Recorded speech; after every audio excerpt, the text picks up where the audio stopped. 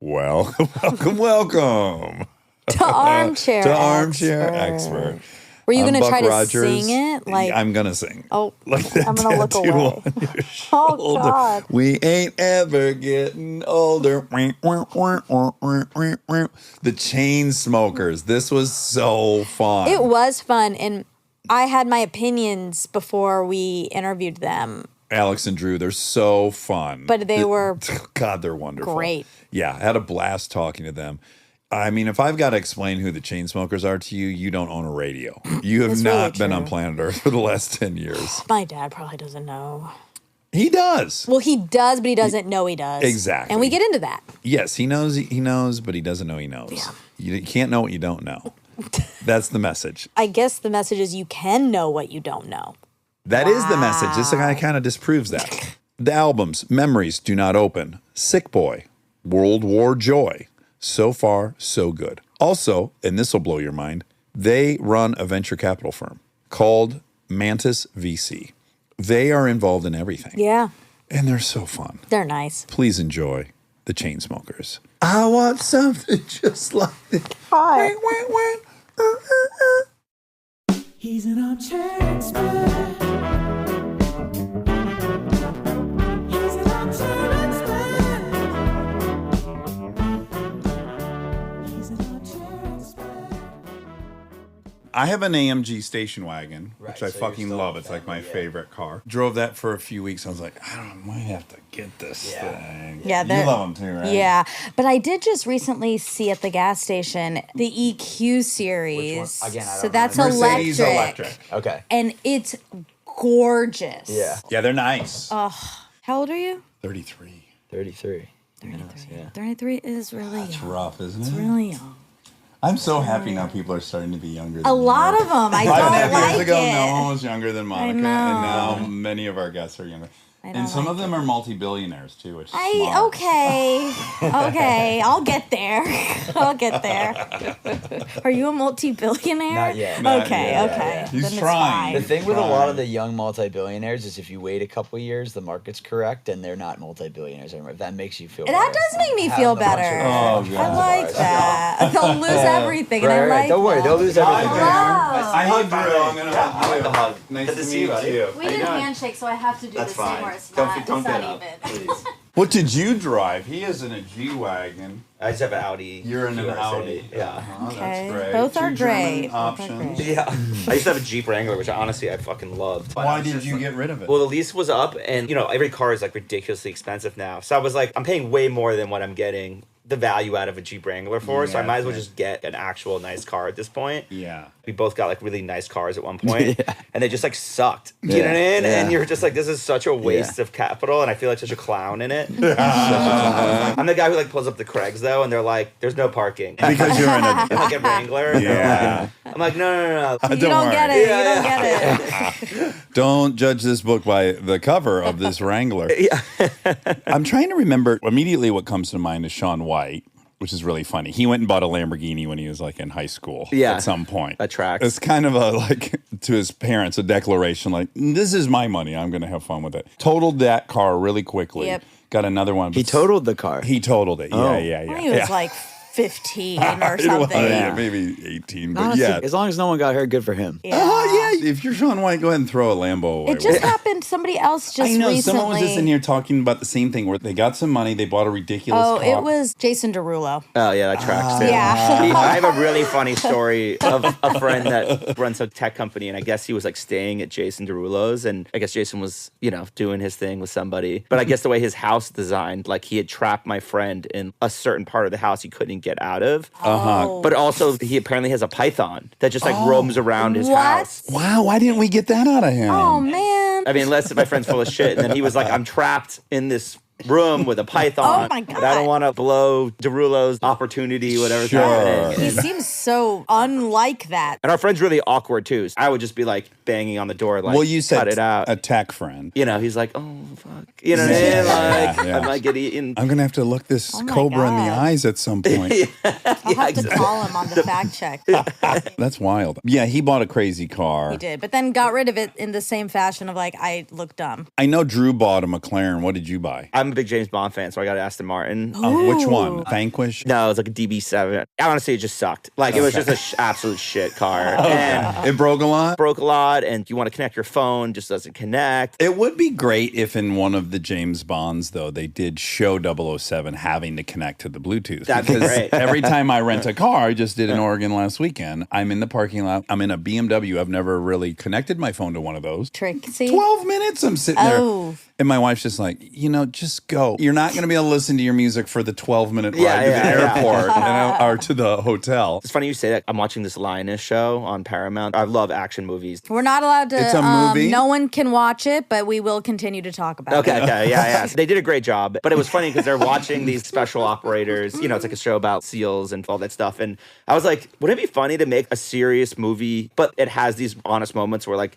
the guy just has really bad gas. You know what I mean? Sure, Or sure. like, they don't ever show those moments where it's like, we're about to go, kick in this door. Should I take this shit quickly though? You know what I mean? Yes, Like yes. they're always just like so ready to go. It'd be funny to add some like humanizing. Well, you should watch Chips. I was going to say, it's full of those human moments. Yeah. Yes. So I'm a cop in it, but I'm also a pill addict. And I also am really sensitive to smells. So when going to certain people's houses, I'm starting to get kind of sick and it's not a right time for it.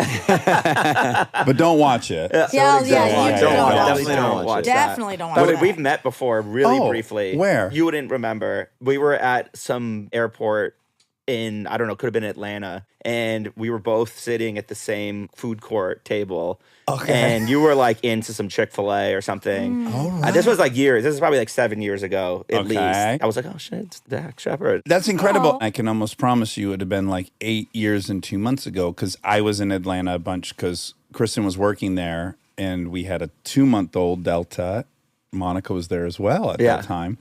Oh, another thing we probably can't support, but they have a great Chick-fil-A at the Atlanta airport. Yeah, the Atlanta airport is stacked. Right? It is. It's really stacked. Like, I don't love it as a connection just based on where it is in the country, but Almost worth the pit stop. though. actually, yeah. I'm huge. from there, and so I take a lot of pride in Yeah, how yeah. good That's the amazing. airport Every time you go to is. the airport, you just have options. So many. That's something to look forward to. I appreciate there's a big military base. So you see a lot of military guys. I'm You sure like a do. lot of connections go out of there. And it always kind of makes me, God bless those guys. Yeah. You might have even seen me because in that spell, I went home really quick, got a vasectomy, and came back. So you could have seen me. Right in That was the a really middle of pivotal that. moment. Yeah, the end of my fertility. You might have seen me on my last fertile day, But actually. it's like funny when you're sitting there and you're like, oh, like we're both just like eating and, you respect the rules of the traveler. So that's a fun question right out of the gates, which is there's, I would say, an asymmetrical anonymity to you guys versus how enormously ubiquitous you are. It's awesome. 1,000x people are aware of something just like this than they are me. Right? I just looked this morning, 2.3 billion times it's been streamed on just Spotify. So certainly every single person in that airport had heard that song, and maybe 1 in every 50 people knew who I was. But is that golden? That seems kind of groovy. They know the stuff we've made, Right. but like we are out there and Yeah. it's awesome. Look, when you're on the side where you're getting your picture taken a lot, you envy what you guys have. But I could also see where if I'm you guys, I'm like, motherfuckers, I've got the biggest 26 weeks in a row I've been top 5 and no one, they tell me the restaurant's closed. Yeah. I definitely prefer it this way, I think. We have great lives, but I can go to Erewhon and no one gives a shit. Literally, I was in New York last week and it was like the VMAs. Did not go to the VMAs, but I went to like one of these lounges set up an after party. And it was like late, I'm not gonna lie. And like definitely they'd been dealing with like Taylor and Selena and all these people. I'm like literally lowest pecking order. And I roll up, there's no door people. It's just like the security guards were so mean. And they were like, no. And I was just like, got it. Oh my Didn't even try. You know? Right. In those moments, it has to kind of suck. Well, I don't mind, honestly, because I'm like, maybe my shit wasn't together enough. That's like past trauma of being a New York City kid Yeah, and just yeah. not getting into clubs and just be like, you know what, it was my fault. Yeah. You know? And it's like a sign. You're like, wasn't meant to be. I'm out of here. As long as I'm not like pandering. If I was like, do you know who I am? And they were Yeah. like, no. No, you can't do then that. you're like, really should feel terrible. I love that attitude. Getting stuffed at the door is important for everybody every now and then. Yeah. We always have that one friend that's like, we're good now. And I'm like, what'd you do? And it's like, I gave him $1,000. You're like, no, that's even worse. You know what I mean? But if I was with you guys, I would feel like that was an injustice. An injustice. I probably would be like, hey, no, you They're have bigger to- than those people. Yeah. Yeah. To Drew's point, you need that sobering moment. And again, I really like it. We do a lot of calls with tech founders and stuff like that. And, some of these people are much older and they're just like, I don't know anything. And I'm like, you've heard it. And they're like, I don't think so. I'm like, you have, for sure. Even against your will, whether it was a Walmart or a Whole Foods Exactly. or CVS, you've heard it. And then they're like, oh, yes, I am familiar with the song. You could not have been alive in the last decade and No. not at least closer or, I don't know, you name it. You just have to hear it. Music can be so omnipresent everywhere. You can be in your car. I've turned on the radio and I've heard the same song playing on all 6 stations once. And I was like, that's badass, but also I hate this song now. You know what I mean? I hate this artist and this song, even though it wasn't there doing. I will say, though, if we compare it to some other breakout hits, this weird thing does happen with some of them. You hear them 4 years later and you're like, oh, God. Right? Yeah. I'm not going to name them because I don't want to shit on anyone's stuff, but there are ones that are mega hits. You hear it and you're a little embarrassed for yourself that you liked it. There's songs that don't age well. I guess it's as simple as 100%. that. I mean, our first hit was Selfie, which I hope you forgot about. But now that we're talking about it, I guess I'll bring it up. I didn't even know Selfie. My introduction to you guys is Closer, and I have little girls, and that was probably the first song that Lincoln and I would sing passionately, very loud in the car, and she was probably 5 years Yeah, old. we How old played is it a that lot song? on the How long ago was swings. that? 2016. Oh my God. She'd been 4. She knew the words of Yeah. that song as a baby, Yeah. basically. That's true. And so it's cool when you hear those types of Yeah. stories. You're like, oh, nice. She might come to a concert someday. If we can get that next wave. Yes. Yeah. Totally. Okay, so there's so many things I find interesting about your pairing. I think first and foremost is just simply you guys didn't know each other. I think most of the What? bands that we interview, Jonas Brothers, like they're family, or all these people have known each other. Chili Peppers, they fucking knew each other as kids, in high school. But yeah, this dude, Adam Alpert, is Yeah, his name? he's our manager. And you're at the time, how old are you? Yeah, I'm 21 or 22. I'm finishing school at Syracuse. What did you major in? Music business. But you too? No, I studied art history. And business, but not music. Well, I was in Gallatin. You kind of can do whatever you wanted. Oh, okay, Gallatin. okay. Gallatin comes up all the time on NYU. here. It's like a non-major major. Yeah. It's like the greatest. Yeah, you're just thing ever. piecing it's together a college whatever experience you want. without the work. They're like, do whatever you want. You're like, I don't know anything. I came here for you to tell me what I'm Yeah. supposed to Yeah. do. Yeah. Okay, so you were at Syracuse. You were just graduated. Yeah. You were an intern at Interscope. Yeah. So how do you come to know Adam? How does this union start? I go to school thinking I wanted to be like an agent. I was so into dance music, but I didn't think being a DJ, it wasn't big in America at that time, but I didn't think that would be a possibility. So I went the more practical route, go work at a label, management, agent, something like that. And then got to my senior year, America came around to dance music. And so this thing that I had been spending all my time in my bedroom trying to make beats and be relevant in that scene was becoming the big thing here. And so that kind of gave me the courage to be like, I could actually do this. And I remember I had this pivotal moment. My program at Syracuse had a program in LA where you'd go and work in the entertainment industry somewhere. And so I'm interning in Interscope Records. And the kid who had just gotten hired there was managing this DJ that I had heard of. I won't name his name, but he was kind of bottom of the totem pole. Okay. And I remember I was like, how much does that guy make? And he's like, he makes like 700 racks a year. And I'm like, so you're telling me, like, I don't know if I can be Avicii, but like that guy's making almost $1 million a year and I'm here trying to get a job for 50. My passion is to do that. I think I'm all in on this. I didn't realize it was a possibility to actually do for a career. And I was obsessed with it. I was spending all my time. You were putting music up, like you had a SoundCloud. I had a And you were, SoundCloud. I had a different name. what was the name? You have to tell I hesitated us. even like It's not saying that that. bad. It's not that bad. All right, so I was obsessed with this book called Atlas Shrugged. And my favorite Yeah. character was Francisco D'Anconia. Why not John Galt? That's too hardcore. That's too like I'm making a statement with my name. But Dunconia sounded like a cool thing. No one knew how to say it. It was actually a horrible name. But I had some songs that were on SoundCloud that I guess you'd know if you were paying attention to like the blog scene. And I started ghost producing for some kids and doing my thing. I graduated college. I had like $150,000 in debt, which I just didn't realize I was getting myself in that hole going to Syracuse. But I moved back home to Maine. So I'm kind of in this point where I'm like, shit, I got like till the end of the summer to make something work.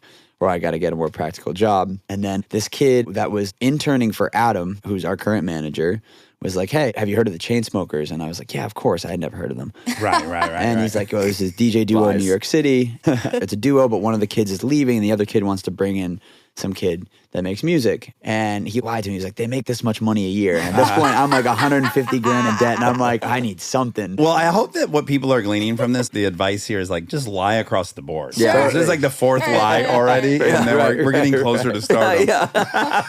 Let's check in with you, Alex, because you already had Chainsmokers with another person. I would save this normally to the end, but just we're here right now. That guy is bummed, or he recognizes that Drew was part of. He was pissed. He left on his own. He wanted to leave, and honestly, like I actually give myself like credit because I was like very, like most people would just been like, oh, he left, but I was like, I want to find someone else. I believe there's value in this brand that we've built, at least like locally, you know what I mean, to sustain something and maybe make it bigger. And I was like, I got to get him to sign something. So I had, who's still our lawyer today, went to college with Drew, drop a 1-page piece of paper, and I was like, I'm gonna pay you, I think it was like $8,500 to be gone. All your money at the time. Yeah, like I was that's a lot. so broke, Yeah. After this, especially on just paying a guy to leave. But what was weird, it was like he already left. I think he was like, what's up? Why are you giving me money? And I was like, I want to make it just official. You did help build this, so I feel like I should give you something, but I don't have any plans. So $8,500 seems like a very fair, over the top. That seems thing over for something that has no direction right now. I just want to know that it's mine and I can do what I want with it. Yeah. And he was definitely fishy for a minute about it and was being like stubborn. And then I can't remember the conversation, but finally he must have just been like, yeah, $8,500. Sounds great. Nothing's happened with this it. valueless thing. Yeah. And he signed it. And then literally the next day we changed everything. And he was like, what the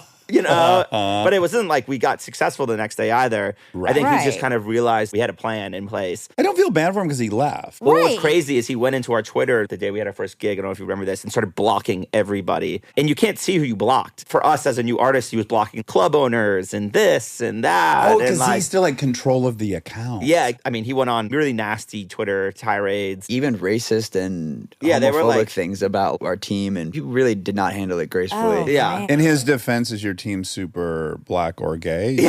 Are you over-indexing in that? Yeah. More Jewish. but Well, but he left that off the table. Anti-Semitism. I don't know what he's doing right now. Last I heard, he was a dog walker in the city. That adds up. If you're spending your time just wallowing and being rageful. Dogs are probably the best person to spend time. But I mean, dog walkers, they make crazy money. They make like $200,000 in New York City. What? No. Yeah. There was a whole New Yorker article about It's it. a career. Yeah. Oh. I was like, shit, maybe one day when I'm fully done, you know what I mean? I You just think- like walk a couple of dogs for $200,000 a year. I bet though you're gonna have to walk more than 2 dogs to get to that $200,000. Now I gotta the bet that you have Chainsmokers are 10. doing it. One dog per each chain smoker. Yeah. We guarantee each dog will have his own chain smoker. The lesson with this whole thing for me in joining Drew was I think people often surround themselves with negativity. I remember being with the other guy and blaming everyone around us for our lack of success or progress. It was Yeah, constantly like, that guy's an idiot. He doesn't understand shit. And the second that negativity was out of my life, first, I personally just felt different. There was more opportunity and I was more motivated. But then obviously once we linked together, it was like, it's on us. No one's going to do this for us. Let's empower each other and work. We always mark it as like the luckiest thing that ever happened too, because we literally met one day and the next day was crashing with friends, walking 2-3 miles to get to his house in the middle of the winter, and just grinded every day. And it was like fun. You know what I mean? It was fun. Obviously, we weren't successful for a while. But I want to know about the first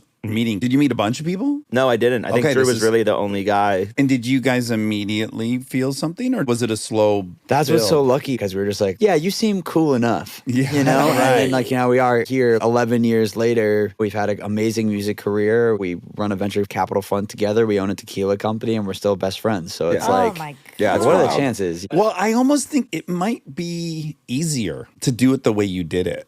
Because I think what can happen is if 2 people are best friends all through childhood, and then when the spotlight's on you, and let's say they are drawn to Timberlake more than whoever, that can be stressful, and it introduces a new dynamic that didn't previously exist. Where this one is like any dynamic that arises is the dynamic because there's no prior. no prior. History. That's a really good point. I've never thought of it that way. You think of the Jonas Brothers, the older brother, he's the boss. And then the younger 2 get more popular. That's Yeah, an yeah. insane dynamic for For sure. brothers to handle. Well, it's funny. funny in investing, one of the rules is don't invest in teams that don't have experience together. You want that rapport to understand the other one's strengths and weaknesses and fill in the gap. In some ways, this was the complete opposite of that idea. Yeah. But I agree. I think we wanted the same thing more than anything. It was surprising how aligned we were in terms of the work we were willing to do to get there. I didn't know how he was really raised by his mom or I was raised by my mom. Are you both kids of single? Just me. I don't know. I just say mom naturally from my background. But you're just always putting the bigger picture first and not yourselves. To me, if they're like, hey, we're going to throw Drew on the cover of Vogue, but not you, and it's going to be about the Chainsmokers, I'm like, great, we get more shows. Really? Your ego is very in check. How do you explain that? You would recognize that's abnormal. I don't care. I mean, sort of them calling me like ugly or something. You know what I mean? In the email where they're like, we don't want the ugly one. Then I'd be like, that was just nasty.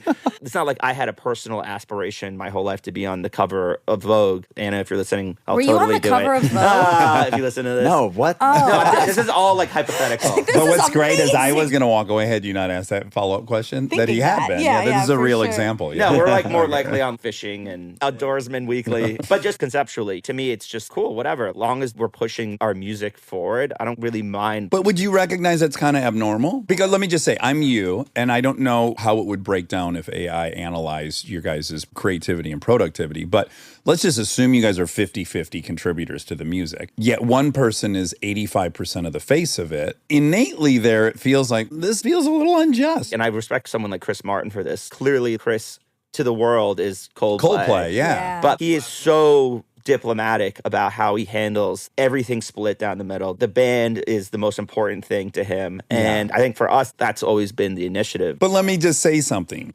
That's lovely. And I've hung with Chris Martin. He has the luxury of doing that because he's fucking gorgeous. Yeah. He's gotten so much attention. Yeah, He's so talented that he can be so benevolent Yeah, and yeah, yeah. gracious. You and I are not Chris Martin. Like I want I want some recognition. We got advice the other week from someone who's very wealthy that was like, at the end of the day, money isn't what's important. It's about the experiences that you have. And you're like, you're a rich person saying that though. You know what I mean? Like, I know. Like you're not wrong. It's like when you're sick, all you want to do is be healthy. You're not worried about money. There's definitely validity in that. But also, it's much easier to say that. In their defense, there's quite a bit of social science, lots and lots of studies that money does make you happier to a point. It's been decided in America on average at like 160. It plateaus up to about 2 million and then it goes. So there is data that says that's actually not just his whimsical observation. But I know sure. what you're saying. It's much easier to Yes. have that look on life if you have the money to be able to be like, yeah, it actually doesn't matter that much, all this money I have. All right, well then get rid of your money. And it's Yeah. like, Right. oh no, I'd I don't rather want to do not. that. Money obviously creates the freedom for you to hopefully pursue the things that you love and care most about. But also it has created a lot of friction for people because we have a lot of friends that are successful and they can't find good relationships because I think they're too distracted and have too much shit going on. And I was joking with one of them and I was like, why don't you put your money in escrow with like a lawyer for 3 months and live off $2,500 a week, which should be it's a enough. ton, You're yeah. right. I guarantee you in 3 months you'll have like a girlfriend because you'll be focused in on things differently. That's a good You'll point. go to different places. That tells me you do believe in what they're saying. Because what I've seen is we've interviewed a ton of these tech billionaires, and it's insanely isolating. Everyone around you is so conscious of what you have. Even myself, it's hard for me to not think about the fact that Brian Chesky has $12 billion while he's across from me. Yeah. I'm just like, I mean, if you have 12, if you give me 500 million, you wouldn't even notice Yeah, that. yeah. Like, I'm thinking of these dumb things. I'm distracted by it. Ryan's interesting. We're friends with him, and he's very motivated by not money. You know what I mean? Right, like right. the dude still Yeah. sleeps in Airbnbs. He's in pursuit of something larger than that. I so he's agree. like the least flashy of all the billionaires. That's true, but the actual acquisition of the money changes the dynamic with everyone around you. For sure. Which is no fault of the person who made the money, but it's now an enormous element. Yeah, yeah. I've also been around Brad Pitt. No one in a 20-foot radius can think of anything other than the fact that Brad Pitt's in the room. because he's hot though, not because he's rich. Yeah, He's that is Brad Pitt. true. He transcends hot. That There's is other true. like Yeah. Still so hot. there's the cool factor. There's so much. But the point is like, I can't blame that guy for anything because he's living in the most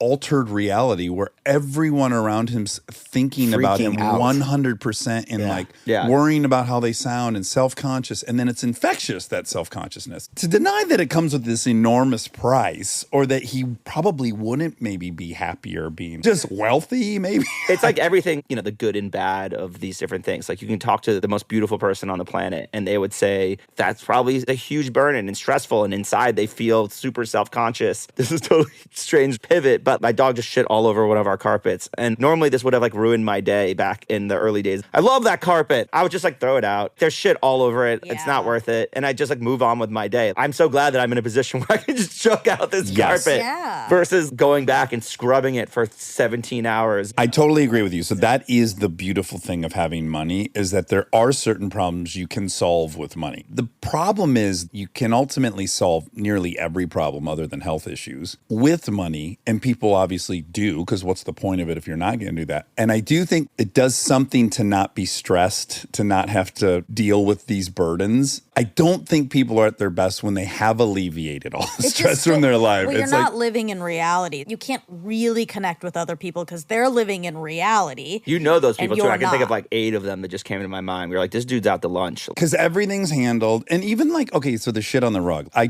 would have been like, hun, get it out of here. Now we saved ourselves that cleaning experience. But what we robbed ourselves of is we've cleaned it. It's back. We pop for me an NA beer. Yeah. And sit on the couch. And that enormous sense of self-esteem that comes from having dealt with the thing you didn't want to deal with and having completed it and now kind of rejoicing. So you also rob yourself of all the satisfaction of solving your problems. Yeah, I agree with that. I feel like we've always been really grounded. Part of that is that people don't recognize, you know what I mean? I feel successful, but I have imposter syndrome for sure. I take a lot of joy in those little small, like building something or not outsourcing everything that you have in your life. And for us, I think taking ownership in the work and that part is really the rewarding part. And when I think back of our Chainsmoker career, it's not the big pinnacle moments that I remember. It's really the nights grinding in our little apartment. Yeah, I would imagine receiving the trophy on stage isn't nearly as fun as you two actually finding the song. 100%. The moment of invincibility, we'll call it, where you're like, I can do anything. Holy shit. I have no more worries. Pure serotonin release is in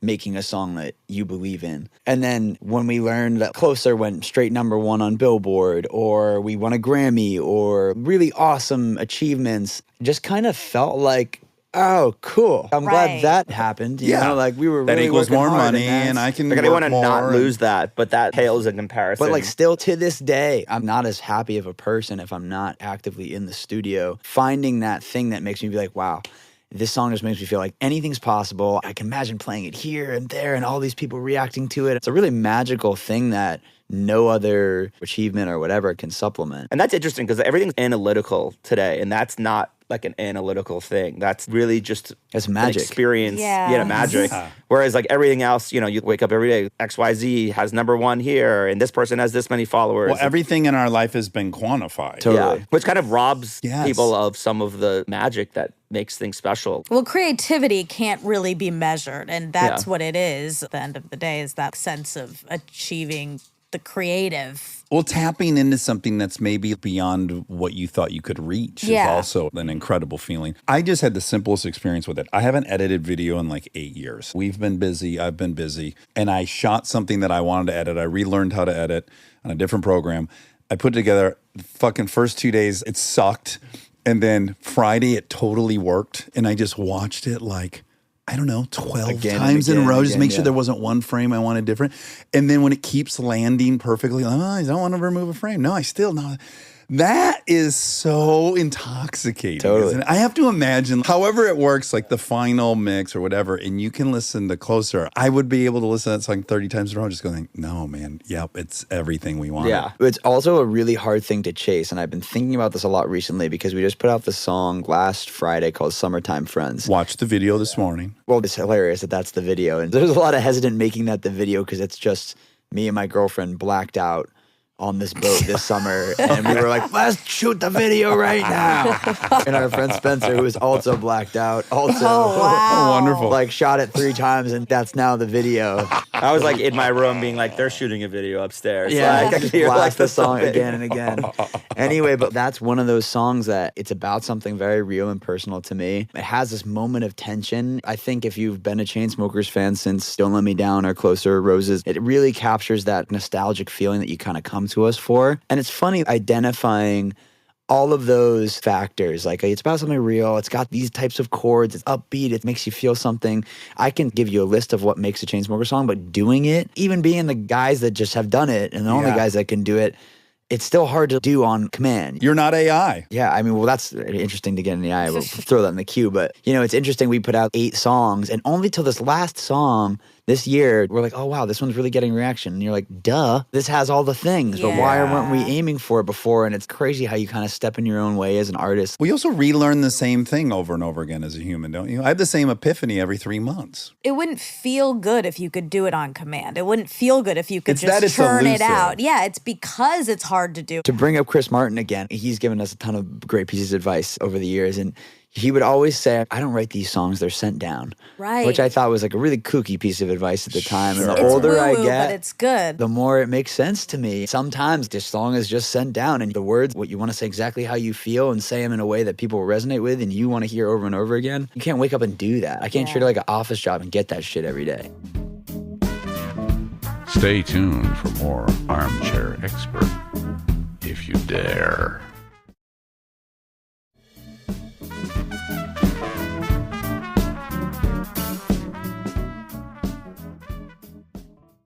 I will say the way Chris said it does to me sound kooky. I've also heard him on Stern explaining that whole experience. Yeah. But then we had in Rick Rubin. Have you read his book on creativity? The way he actually articulates it sounds much more grounded in reality to me, which is an artist is just observing what's around them and allowing that to come in. And that makes sense to me. Not like some spiritual being in the heavens sent down the song, but just that if you look around you and you pay attention and you open yourself up to it, Totally. these things do come in. That's a really hard thing to do too when you get to our level where we've been doing 150 shows a year for 8 years. When am I supposed to have those experiences again? You know, and especially now with our VC fund is pretty much our main job too now. And it's like, fuck, you got to remember to get some inputs in here so I can make shit that feels like something, you know? I wanted to talk about the VC fund at the end, but now second time I've resisted. So from the outside, what I would say is, why on earth have a VC fund?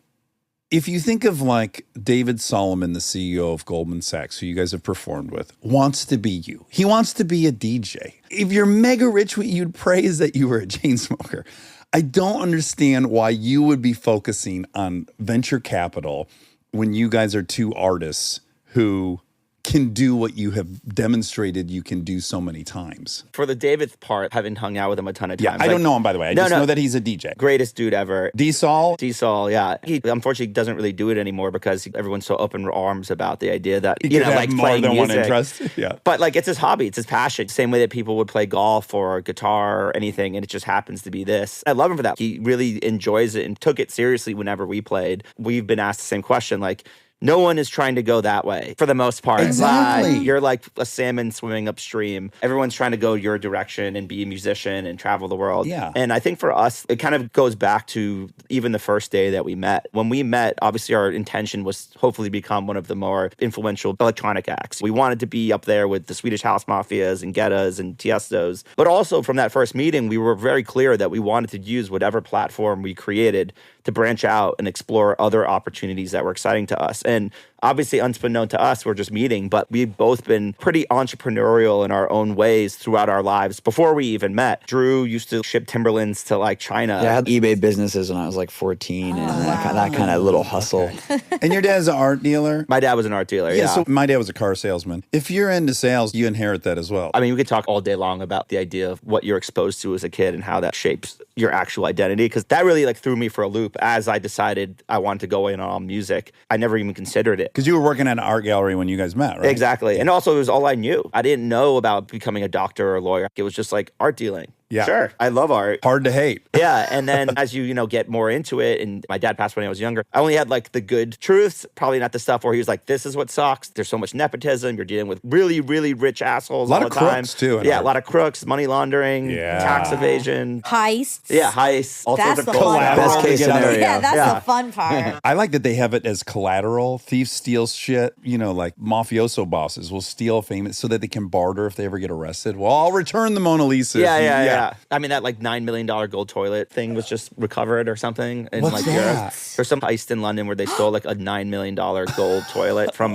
a museum or something. Wow. Right, like some king's Yeah. toilet. And I was like, what a great story. I would love to just know everything from A to Z. You know what I mean? Yes. Did you guys Yes. hear about these people in LA that are going around to liquor stores and cutting open the roof and dropping in? They've stolen like $750,000 worth of wine. No. No. How cool is that? wine. Like, I hate to endorse this. Yeah. No, I Wow. love heists too. That wine's got to taste real good. You Oh know what my I mean? Like, God. you can't bite into some gold, but you can just take a nice sip of some Wow. burgundy. Anyway, heists are awesome. Yeah. Going back to the original point. So once we had built our platform as the Chainsmokers and we had some success, we had this platform that people were beginning to reach out to us about different opportunities to invest. And most of those opportunities were consumer related stuff. But what was really eye-opening was just we really enjoyed bringing the experience and network we had to these different companies and opportunities and helping them succeed in different little ways. So someone might be like, damn, if I could just get into Whole Foods, that's the inflection point for me. And you're like, oh, well, I know the CEO of Whole Foods. Right. We played a show with him or he came to Vegas. Do you want me to connect you? And it changes the whole direction of this company. You're like leveraging your vast connectiveness. I think what was funny is musicians, there's some great ones out there, but it can be like pulling teeth. Getting someone to respond to a simple text about a mix can take 4 months.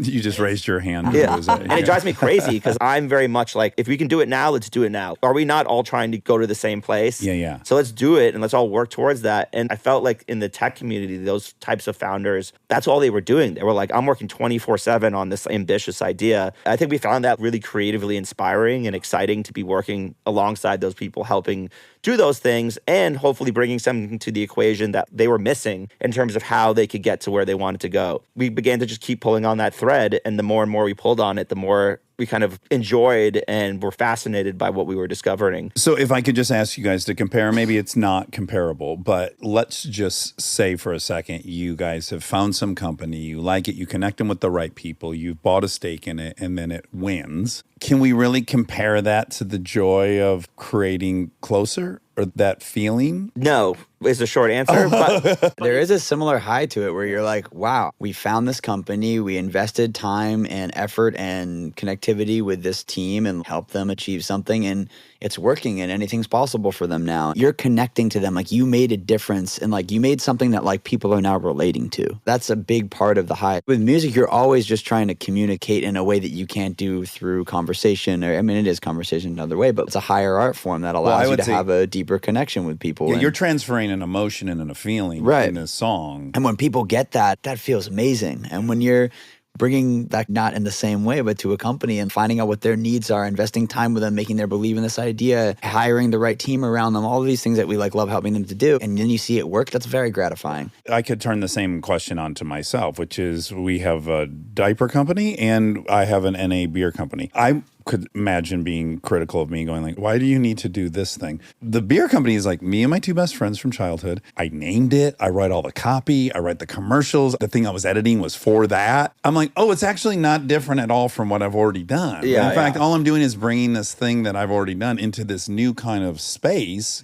And it's almost more fun just because it's now novel. I already did the other thing. 100%. And like going into the store and seeing that for the first time, or seeing a kid, at a park and the parents are changing the diapers. And Yeah. you see it, companies like Uber or Airbnb with Brian Chesky, he's bringing a level of connectivity to the world that certainly didn't exist. I think also we're very competitive people. I think venture is like music in the same way we thought about our career, which is like it's lots of small victories that hopefully one day add up to this IPO moment Portfolio. or acquisition or something like that. That's really exciting. It's not just about like raising the fund. It's about finding the great company or founder to invest in. Then it's like winning into that opportunity. Then it's adding value so that someone else has now seen what Yeah. is happening here is special and they put more money. And it just kind of keeps going in this way. And each milestone feels like this huge validation and success in terms of how you think about the world. You can probably imagine those for the people that love you both. They want you to focus on music. Like, I don't want Daniel Day-Lewis, per se, to become the great computer programmer of Scotland.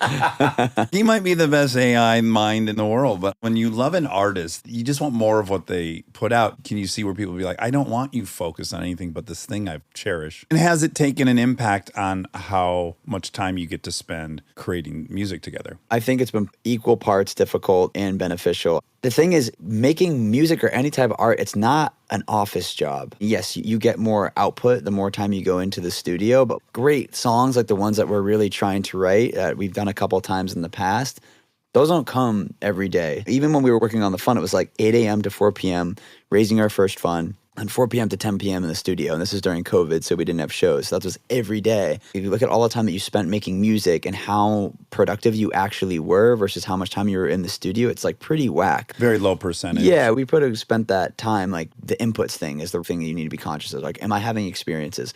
Am I watching movies? Am I talking to interesting people? A lot of the fund does that for us, puts us in new rooms, gets access to new information. New points of view, new ways of thinking of things. We've always been cerebral in that way. It does satisfy a part of us, which is we like business. We like reading the news. We're very curious people. And I think having the opportunity to channel that into something that's hopefully meaningful for the world and for certainly other founders starting things, that's exciting to us. Definitely life is all about finding that balance between these different things. I think that's something we do extraordinarily well in terms of not having ego. If I got to go do this meeting, I'm not pissed if he's in the studio. I trust that he's going to be handling that. And then when we come out, he's not going to be like, this is my song. Right. And I'm not like, this is my investment. We're a team. You guys are true partners. Yeah. And so I think that allows us obviously to cover more ground. And then Drew mentioned it, but we tour a lot. We're not married yet. We don't have kids yet. That's probably not too far in the distant future. And having a opportunity to continue to build something that allows us to be a little bit more home potentially is an exciting prospect. And both of us have been musical in different ways for our lives, but there's so much time in the day. That's something that I really put a lot of value on, is just your output. How productive can you really be if you want to be productive? And the answer is really fucking productive if you care about the things you're doing. And we also really love this stuff. You don't feel like you're working. Yeah, I don't wake up at 7 and I'm like, God damn it. I like to complain, so you probably will hear that. Like, I'm just a complainy person. Sure. Well, you're from the East Coast. Exactly. Is LA wearing you out? Because it slowly infected me. I'm from Detroit. Yeah, I'm a Lions fan. Newly? Because they're No, for a long time. Oh, wow. You got in at the ground floor. Yeah. Sorry. And they're we good. haven't really gone up much. I'm from New York originally, and I finally have a place back there, and I love going there. And everyone's like hustling and moving. There's shit going all the time. It's also frenetic. fucking exhausting. We have a couple of buddies who are successful tech people that are like, I'm going to go to New York.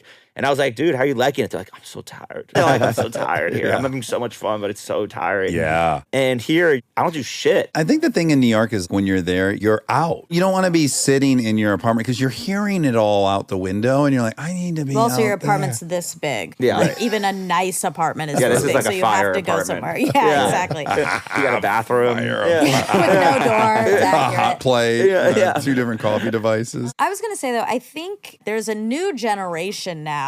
You can't just be Daniel Day-Lewis, or I kind of feel like Taylor Swift and Beyonce were like the last musicians who were just musicians, and that's it. That's all they put out, and that's all. I mean, even I think Taylor had like a perfume or something. I don't know. But now you have to be involved in multiple things. I was just listening to something about Olivia Rodrigo, and it's like, yeah, she's involved in this, and she's an actor, and she's this. And that's sort of the new wave, is you're not just focused on one thing. You kind of have to have all these Yeah, balls plates spinning. juggled. Yeah, exactly. It's exciting. I mean, I think, going back to your points about taking in the world, I keep bringing this point up. We just had like a meeting yesterday where I mentioned this. But if you want to become a great actor, you shouldn't just like sit there and read the script thousands of times. It's about going out, go to galleries, go to theater, go watch movies, go hang out with friends, go to concerts. And then you become the sum of all of those pieces, and you're able to kind of like synthesize that into whatever this role that you're supposed to be in a really interesting, captivating way. Yeah. And I think that is a similar point of just how you're out here experiencing the world. You're meeting all these people. We've played shows for every Fortune 500 company on the planet, every wealthy guy's daughter's bar mitzvah, Sweet 16. And we've never been transactional. We're always collecting these amazing friends and personalities. And so much of our lives, they were like, what can I do for you guys? And you're like, just be our friend. We love hanging out with you. We love hosting you. And then finally, we're finding this thing in venture where we're like, wait, maybe we can weaponize this all and take all of this value in these relationships we had and channel it into something that's meaningful, not just for ourselves, but other people out there, hopefully. And that might be exciting and interesting. And it's hard. Venture is not for the faint of heart. Well, even Brian said that Kutcher had called him like 25 times before he finally got on the phone with Oh, yeah, him. probably. Shout out to Brian. He's done so much for us. This isn't a negative. But I mean, I was like, Brian, will you invest in our fund? He's like, nah, I don't think so. And you were like, what? You know what I mean? So his point, and he was right. He was like, my value isn't capital for you guys. It's my resources, my experience. This guy's done a lot of great, really helpful things for us. But it's funny, you know, at the time I was like, you're wrong. This is what I need right now. But it's like a parent giving you a lesson. Also, we don't know what we need. We think we know what we need. 100%. Until we get it, we're like, guess that wasn't it, because I still feel restless, irritable, and discontent. But music is the sun of our solar system. I mean, there's no doubt about that. Like, music has given life to everything that we've been able to get involved in. If we have, you know, another successful record, that makes everything else infinitely easier. Yeah. Priority will always be Chainsmokers. Golden you know? Goose. So can I ask some really dumb, basic questions? I probably should ask them at the very beginning of this, because I'd imagine some of our audience is equally ignorant. So when I think of a DJ, I think of Grandmaster Flash. Like, I think of someone spinning 2 vinyl records. Yeah. Obviously, if you guys both DJ, like, what's physically happening when you two are both DJing? Because you do these insanely huge shows. You did a stadium tour. You had a residency. When I come see you guys, who's doing what? We have different formats of shows. When we do big festivals, it's both of us DJing, but mainly Alex, because I'm singing a lot, and our drummer Matt is playing with us too. So Alex will DJ and play a couple live elements to like add to the songs. I'll be DJing and singing. It sounds like kind of a crazy show. Sounds fun. Yeah, I know. It's really fun. And then Matt comes out and he's the most talented Chainsmoker and just makes us look amazing. If he gets sick, I do drum. That'd be at fun. a 2.5 out of 10, I'd say. Yeah, okay. So if we can keep it simple. We'll just have you play over a track or something. It'll be cool, yeah. Or I'll just mime and you play a track. Then Vegas is really fun. We've been at the Wynn for 6 years now. Oh, that continued. I know you guys had a 3-year Yeah, we have deal. like 2 more years with them now. And are you guys there every weekend? Is that how it works? Basically. Every weekend. Basically, it was like 50 shows a year for the first 4 or 5 years, and now we're down to like 35. You brokered You with are? Which too actually many. feels like a lot less, Oh which my is God. amazing. Well, But it goes from every single weekend to... Sometimes twice a weekend. It was Right. like crazy. right, Yeah. we're there tomorrow night, and then we're there on Saturday. Okay, so here's the thing. I know you guys fly there. You can just take me one. Yeah, time. yeah. And Like, me, it's just like- and me. Yeah, you guys can both come. We Yes. love bringing new people too. We have our consistent friends that are like, dude, I'll come with you right now. And you're like, all right, we have an... But like bringing new people... I like how that was a Sergio impression. That was a Sergio impression. DJing isn't so much about... Yes, Grandmaster Flash, A-Track. There's incredible turntablists. Is that what we would call them? Turntable? I would say that that's I probably like the that. official type. I think we're title. even dated. On the techniques. Yeah. 1200s. Unbelievable. I mean, I started on 1200s. It's hard and it's an art form. But what experience we're bringing is very different because you can go to one of those people's shows and some people, you can have a great time, but there's also times where you're like, I'm just kind of trying to hear the track and enjoy my time. Yeah, that's like the Yeah. biggest realization in Vegas, because in Vegas, this club Hakkasan brought, and this is like 2012 probably, or 2013, they brought like Calvin Harris and Deadmau5 and David Guetta and every big DJ at the time, Avicii, and it became this like big EDM heavy thing. And then we just played so many shows there that we just forget about this whole EDM format thing and just started playing throwbacks and shit that we grew up on. And we were like one of the only American DJs, so we kind of tapped into that whole thing. And so now our show is just like a party. Are you guys old enough to have ever seen AM? Yeah, he was incredible. I mean, Yeah, he was he was probably a- the best first example of that Right. guy that took Elton John records and mashed them up with a dance track or a hip hop song. And I mean, I saw him a bunch of times actually. He was really special. Yeah, he was a friend of mine, and he was so on another level musically. The act of DJing, it's like you're hosting people. You're coming into the world of music Yeah. and energy that we're trying to create for you. So it's almost less the musical act of DJing and more the experience. Yeah, you're putting on a full thought out show. Or sometimes not as thought out, but you know who we are, the energy that The vibe, brings, the vibe right. that brings, and like, I want to go see that. That was like Chainsmokers pre-Drew. If we're playing at One Oak, it's going to be probably like when everyone else DJs there, it's high-end club. But then you start adding in your own music to the mix. It really adds a dimension. What's interesting is we probably DJ'd for 4 or 5 years, pretty much straightforward. Drew didn't really start singing probably till like the third or fourth year. Yeah, Closer was weirdly the first song I ever sang on. Oh. I know you had only done background, right? Yeah, I did background vocals on Roses for the Yeah. Deep in My Bones, I Can Feel You, that part. Yeah. And then Closer was the first. So yeah, that was one of my questions. Is I had to imagine taking that swing. I want to know what kind of internal conversations there were about it. There was never like, okay, one day I'm going to sing. There was never that prophecy. You weren't pestering No, it's like we Alex. couldn't find singers are annoying. You know Yes, what I mean? yes. We were like, if we Yeah. can bring this thing in house, It's easier. But I'd say the evolution of our career in terms of going from producers to writers to performers, like all of that. I mean, we started doing remixes. We'd go on Hype Machine, which is this blog aggregator, and beg all the artists that were on the chart to like give us their vocal stems so we could make our version of the song. And that's kind of how we cut our chops as producers and figuring out what would be a sound that was replicable, that would be the Chainsmokers that felt like us, that no The one else was fingerprint. doing. And then we got to the song Roses, where we wrote it with this amazing songwriter, Roses, and she sang it. I did background vocals. And there were a couple of songs around that time where we graduated from just making the music to writing the lyrics too. You know, and there was Don't Let Me Down. And then by the time Closer happened, we were on tour. Me and this kid Freddie, who's in this band called Louis the Child, were super drunk one night and made the beat for Closer on the back of the tour bus. I had written out lyrics to a song that I thought were very kind of like Dashboard Confessionally, like very visual, Death Cab for Cutie, my favorite band of all time. Love. / Postal Service. I had this story that I was really excited to put over this beat. And so I was kind of writing lyrics to this beat. And then my friend was like, you should just sing this song. I was like, I can't sing. And he's like, trust me, I'm going to show you this little thing called auto. Uh-huh. He finessed my vocals, say Yeah, that. yeah. And I think the vocal on Closer is still the demo vocal. And the whole intention was someone else is going to sing this. I'm not a singer. Someone else is going to do this. And This is a temp. exactly. We're like, we need a feature. What guy could sing this or whatever? And then in the time that it took us to get off that tour, enough of our friends had heard it. And we're like, this shit is fire. You got to stay on this Halsey song. was on it yet, or Halsey no? wasn't on it. She wasn't on it. But we were like, we should have a female singer do the second verse. And we actually had Camila Cabello sing the second verse before her. She just left Fifth Harmony. We had become friends and she wanted to do the track. And it was crazy. Like we had the whole thing kind of done and thought she was going to be on it with us. And then I think she just figured it wasn't the right move for her. oh, we know who convinced her. Yeah. Anyway, we've heard through the grapevine who said to not do it. But whatever. That shit happens all the time in the music industry. Is she dog walking? No, she's doing I'm great. yeah. Okay. Like She the other guy figured who it out. left. They And we're probably trying to did. have her on, I'm so. teasing. She's But that's a amazing. bummer of a song to have Oh turned my down. God, yeah. That's your biggest song, When we right? It's do like have her on, we 2.6. will be Yeah. asking her about that moment. 'Cause that Yeah. sucks. I would be interested to hear her Yeah. perspective on this story. That's basically like you stepped up and you said, I'll take a random pick, super lotto, mega ball.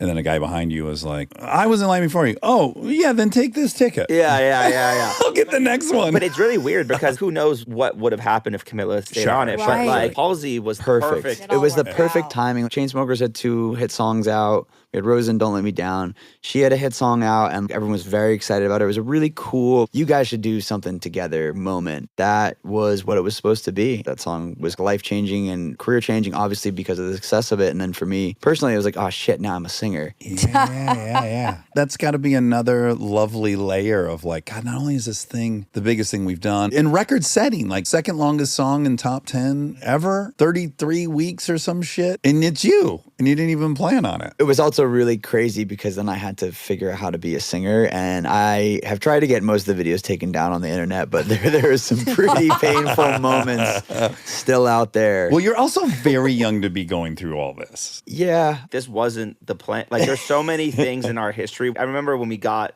our number one for Closer, VMAs were coming up and they were like, you guys have the biggest song in the world. Are you not going to perform at the VMAs right now? Right. Like you have to We do should that. not have performed at the VMAs. This is like 2 weeks You after know what's funny I though become is like a singer. I know you guys know this so well, and I'm certain you guys think everyone knows this, but I did not know this whole thing you're about to say until I read it this morning. Okay, yeah. So, you know, you get the call and everyone's like, you guys will be idiots not to do this. And we're like, we have never performed on anything like Yes, this. yes. We have no experience. All we have is childhood reference of like, oh, the VMA, this is a big deal. Right. Yeah. You were like, we're DJs. Yes, Drew sings and Halsey sings, but where was the music coming from? Are there dancers? Are there not? Yeah. We didn't even know about the concept of in-ears. In-ears, for those who are listening that don't know, when you're playing a big room like a arena or a festival or whatever, you can't hear yourself in real time without monitors. And so you wear these in-ear things, which this is my preamble to. If you ever go watch the VMA video, you'll see what I was suffering from. Fucks up your timing, yeah? Yeah. Totally. You can't sing on time without them. You have like professional modes that cost like $20 $2,500. And they were like, here's my ear pods. What they give you on airplanes. You know what I mean? When So they like collect your stressful. headset. I know, I'm having a panic I attack know,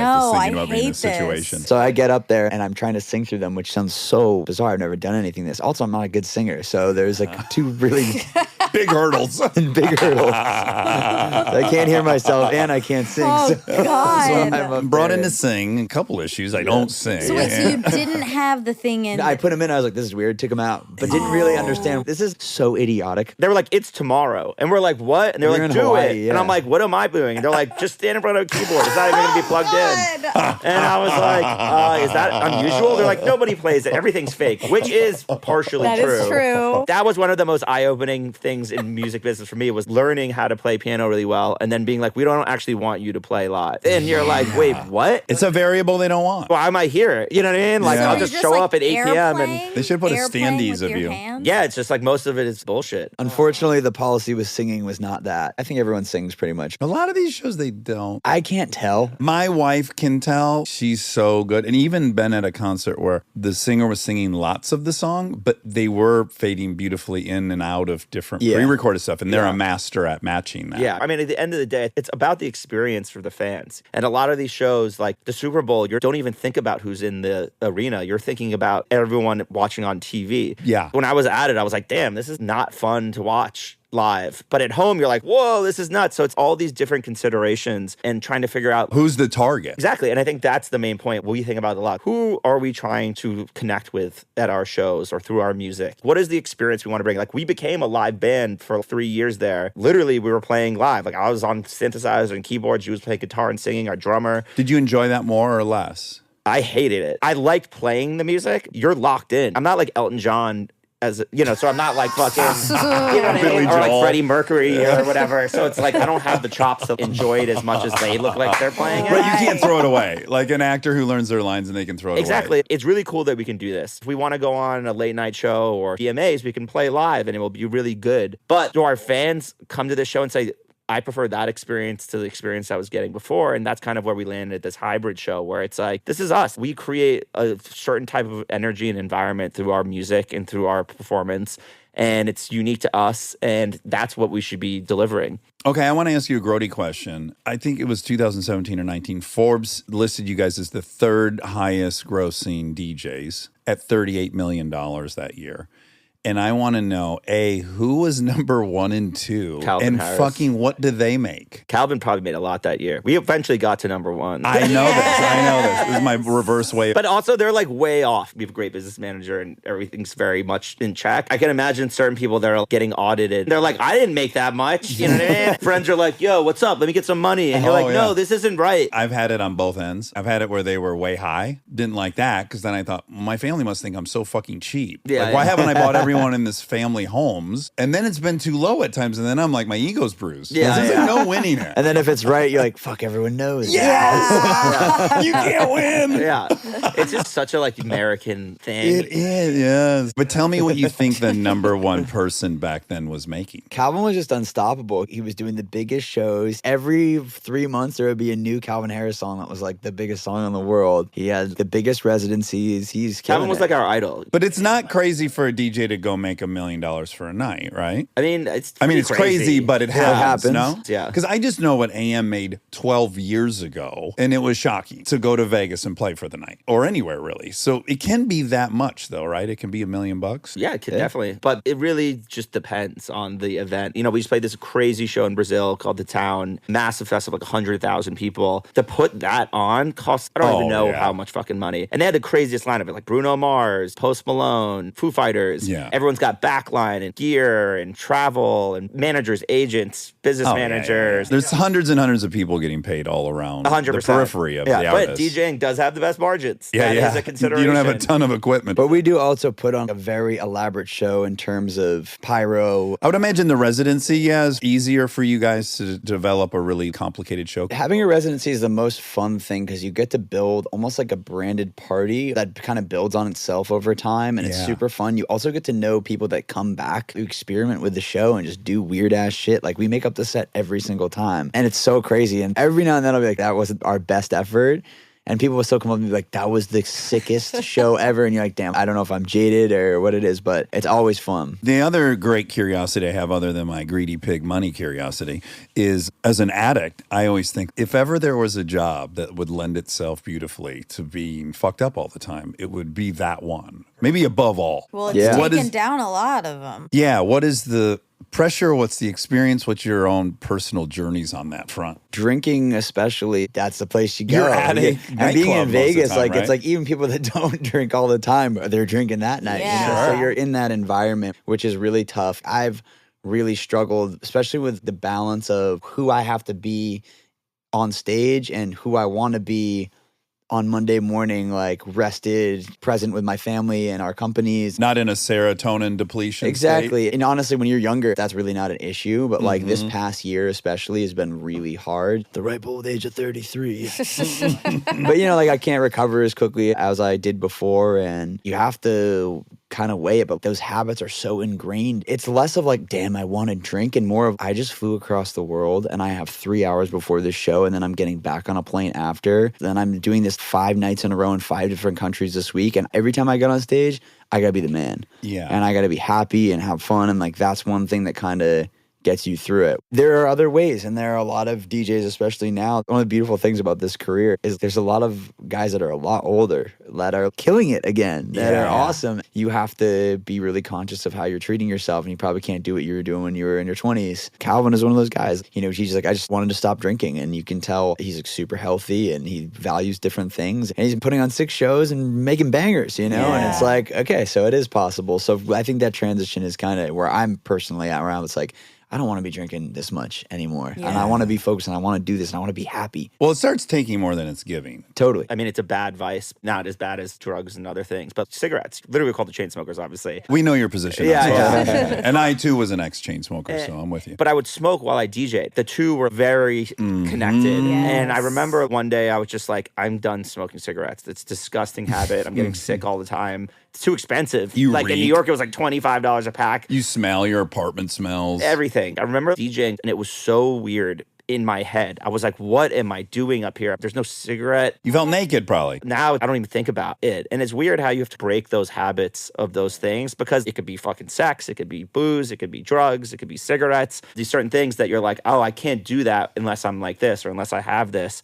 And it takes like a reprogramming in some ways of your own mind to know that you can kind of get past those things. I feel really fortunate because I don't have a super addictive personality in general. Right. I love to drink, but I also will not drink during the week at all. I don't come home at the end of the day and think, oh, I just want like a bourbon right now or something. I'm the opposite. I want to watch like an action movie and pass the fuck out or something. I like smoking weed sometimes, but it's hard. I mean, and you see a lot of that in our culture. Luckily for us, we're not deep house guys. Those guys are playing 4, 5, 6 hour sets at the craziest hours of the night in the craziest places. And everyone's rolling. And everyone's like really fucked up. Yes. And you see some of our friends that are really top of their game in that space. They got to take you to another planet for 6 hours. 100%. It really will get you. It gets everybody if you're not careful. We're lucky we have these other businesses and things that we're excited about, because it kind of keeps you honest. If your whole life only revolved around that, you didn't have any sort of interactions with people outside of that, where you get to meet a Brian Chesky and be like, damn, this dude is like operating right now. How do you maintain your creativity and that je ne sais quoi that makes you special, a great performer, but also grow up and handle your business the right way? And it's tough. I mean, I don't think there's a right answer. I have a cousin who grew up in New York, and he's an amazing guy. He was sober by the time he was 16. Yeah. And I was like, dude, that sucks. I do believe that some of my best memories are nights that I was drunk. Sure. But I also think that's not the truth. Especially if you're super successful, you can justify it away. Like, well, I'm doing great. I have this much money. I have a girlfriend. I have all these things. Like, why would I stop? Like, there's absolutely no consequences for stopping. And you have to look internally. I'm currently not drinking, and it's really hard. Yeah. When did you stop? Like 6 days ago or 7 days ago. And it is hard. it up. Thanks for the honesty. It is. It This is is. a very honest space. It's hard. And you do realize how often you're pairing it with something. Right. Do you like wine? I love I wine. love red wine. I love wine. red- And That's my biggest vice. Should you That's guys what pulls maybe me go back in. grab a glass of I'm drinking right now. So I think you guys No, should and go I grab just a got glass. this plaque made at my favorite wine bar. It has my name Oh, on you it. really like wine. I love it. You have like a I love chair? it. Yeah, it's this little plaque She's by my Norma bench. from Cheers. And it sucks. The adjustment and realizing what you're doing. And I recognize that I need it to play with time. It both slows down and speeds up time. Well, it punctuates as well. There's a moment in the day where you switch. You're like, I'm going to have this Yeah. thing, and my thinking's going to shift. But I mean, I'll edit and have a glass of wine. And for me, that makes that thing I don't really want to do go faster. Totally. Or if I'm with friends, it makes it go slower. Vegas for that, it's like if you don't drink, I feel like I'm letting people down. You know what I mean? In like some weird way where they're like, you're not gonna have fun with me? Yeah. I'm here to have the most fun night of my life. And you're like, fuck, all right. I wish you could like step out of your body in these different instances. Because I think that's the context you get when you see someone that's like your friend that's drinking too much and you're like, this dude is annoying. Right. And then you're like, am I like that? I've never noticed he was annoying until I wasn't in the same situation. Yeah. Well, guys, so a couple things. 19 years without a drink totally disappears. Like you were saying, when you first quit smoking, it's like every movie you watch, you're like, oh, he looks incredible smoking. When I first quit, I'm like, you're never more than 50 feet away from alcohol. Anywhere in the country. Anywhere you stand, it's like, that store's got it, that restaurant's got it, that house has it, that cupboard has it. It's fucking everywhere. And That's you can interesting. feel it. I haven't felt that for 16 years. I don't even see it. Obviously, I'm not insane. I know it's everywhere, but I have no awareness of it. And it's only the things that I have more recently done where I'm like, that guy just broke his arm. I bet he's got Percocet. I'll be thinking about that because I haven't had the 6 years away from it again. But it took like 3 years. I know, that seems long. What was that? It's a long hump. It's It's like 6 Listen, months hold- sounds like a 7 long days. time. Listen. 7 days is listen, I just listen. did 19 minus 16, and that's 3 years, my guy. Hold on, brother. That was a just random guess. I can tell you the first year was fucking rough. Okay. And I can tell you that I feel like from about year 2 and on, it hasn't been rough. It really hasn't at all. Except for one time I had diarrhea on an airplane. Food poisoning in Kuwait. 18 hours of flying, throwing up and puking and shitting. And the final leg from New York to LA, I was like, we might have to drink. I mean, I really don't know how I'm going to get through this Yeah. without something. Like Yeah, that. yeah. But that's the only time. And that was really would have been medicinal. Stay tuned for more Armchair Expert, if you dare.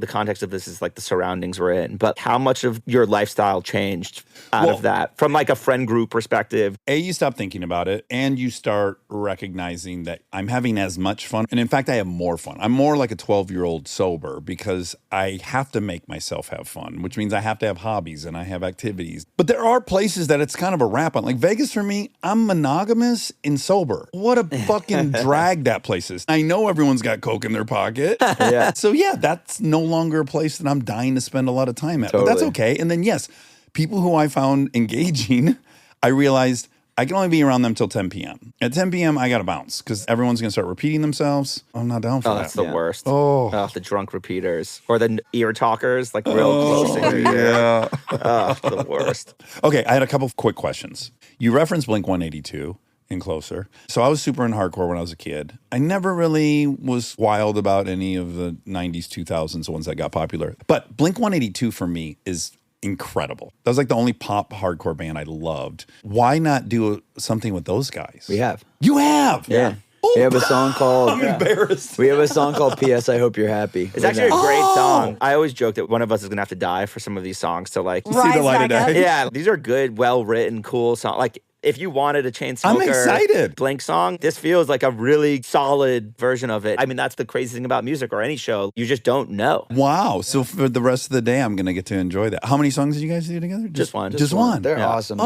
though. Travis came and did like Closer with us at an award show at one point. Came to our and- tech party and played. Yeah, it was so crazy. He played a party for our VC fund like 3 months ago. Oh my God, cool. He seems very, very special and generous. We had Machine Gun Kelly on and just watching that relationship too. Totally. He seems like such a cool mentor to people. And he's so calm and like knows his craft and is kind, open-minded to everyone. Mark is just also the biggest sweetheart.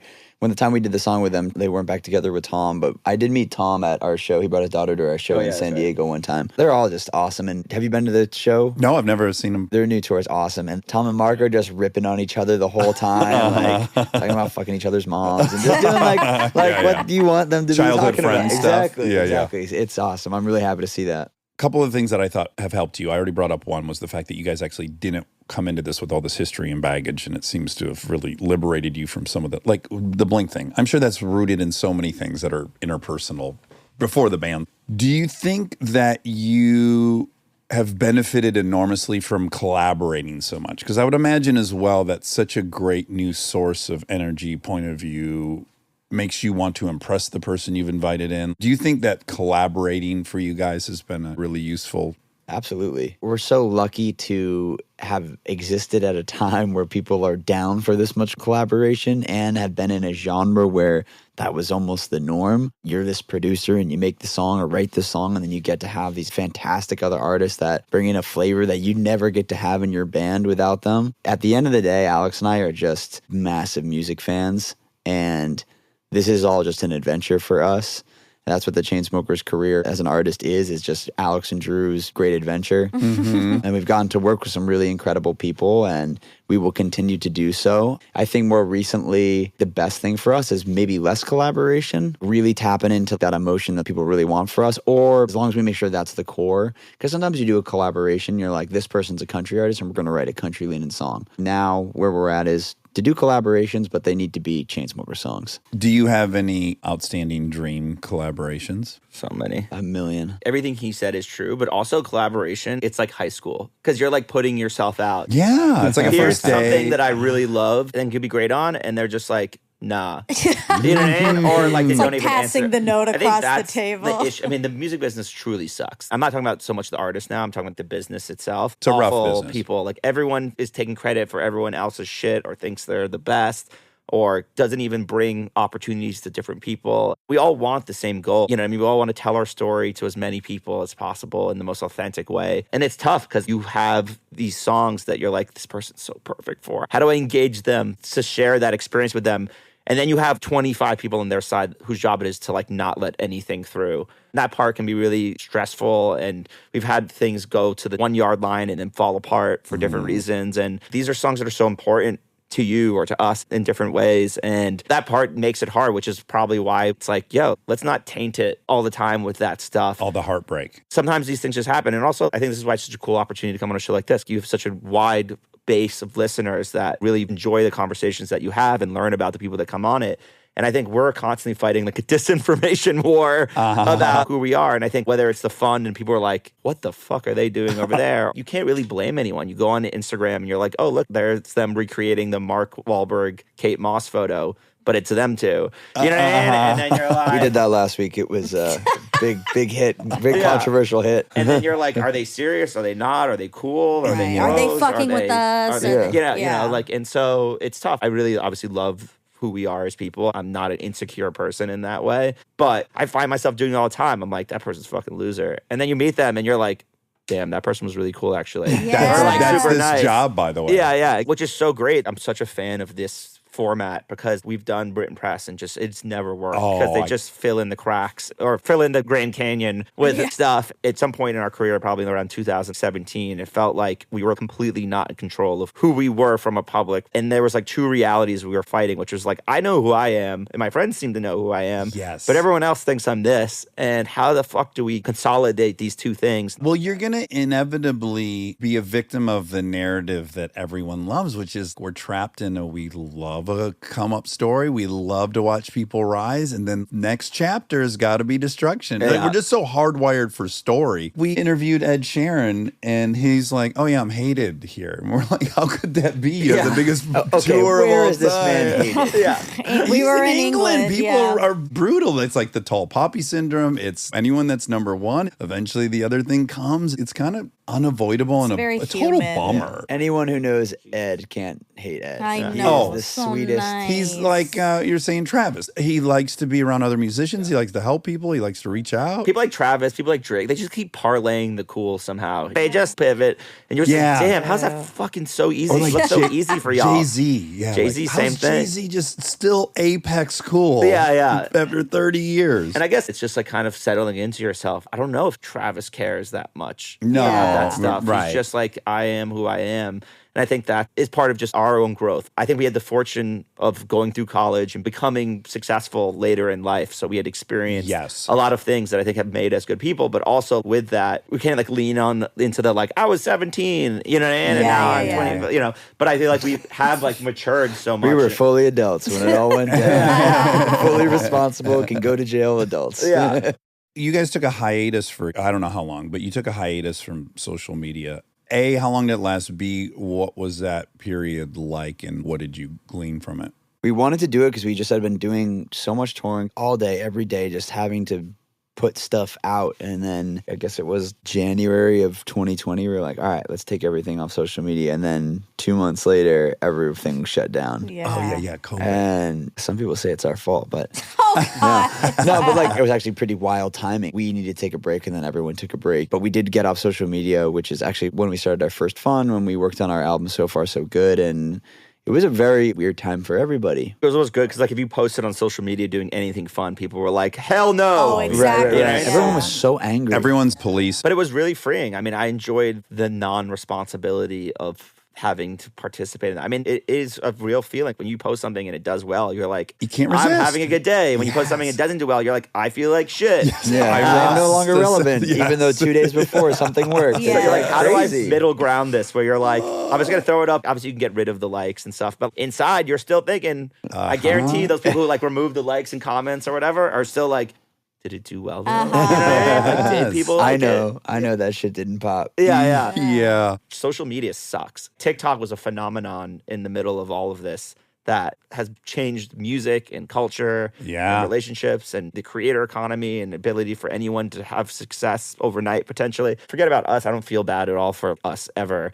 But imagine being like 16 and having a video that has 25 million views. I know. I think about it all the time. Oh, what a I mind would fuck have that must driven be. a car off a cliff. Yeah, or you've been like, Too this is my much. destiny. I am going to stop focusing on any other skill Exactly. because I've just done something that validates my 16-year-old mind. Yeah. and Yeah. Because I my got struck by ideas. lightning. Right, Yeah. exactly. Yeah. We grew up on Jackass. They were like the pinnacle. I don't know if I want to be like them, but really hard lifestyle. But I love them. You're just doing dumb shit as like a 14-year-old, your friends on a VHS camera. And I'm like, those tapes better be destroyed. You know what I mean? Like, I'm so glad there's no footage of this stuff out there. And I can't imagine like everything's recorded. And then getting validation for a dumb thing Yeah, you do. right. And then I like, oh, I know. guess I got to lean into Be this. misled. I've read that kids are less sexually active now Yeah. than in They the past, are. which is interesting. You would think it would be like nudes flying around all the time and inappropriate stuff. And now it seems like it's kind of had the opposite effect in some way where you're more discreet. You're isolated. You feel more connected Well- because of these likes, but you're actually more Yeah, I isolated. mean, we were always like, who is the public high school next door? Who are the babes there? I have no fucking idea unless I went to Borders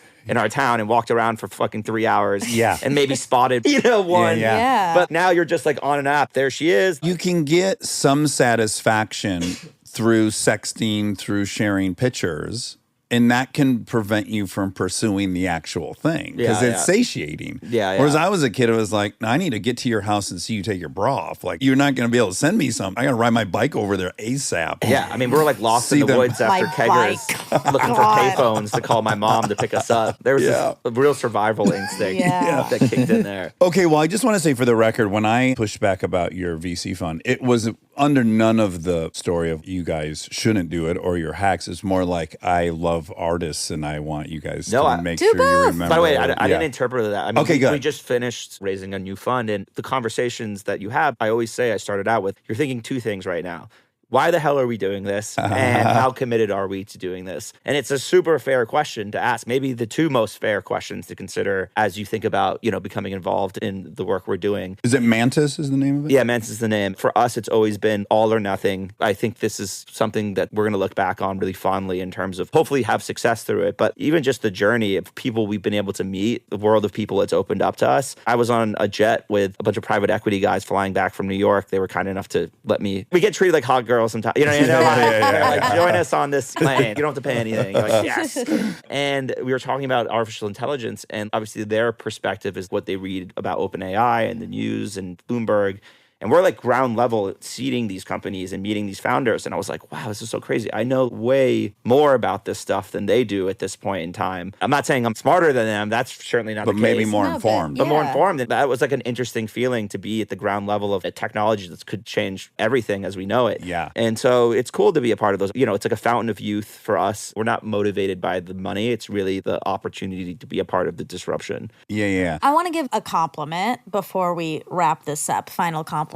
We had somebody on, I forget who, I think it was the guy, we had someone on who worked for the CIA and would, Cool. like get into mind reading. He would like be able to understand what was going on in people's minds. And he said something so specific about relationships that you can kind of tell how good a relationship is or how healthy or how committed one person is to another in the way they speak. And if they say, we, that's what you want. You're a we. And if you hear a lot of people saying I or me, that's indicative as well. And I feel like in this whole conversation, you guys have said I like 4 times. And everything you have said is a we. You guys are such a partnership. And it's That's nice. Yeah, you guys are really awesome. beautiful soulmates. Honestly, it's a honestly, respect. yes. It's obviously a respect for one another and feeling very equal. And I think it's awesome. Yeah. Just don't start Thank you. fucking. It'll ruin everything. Yeah. Okay?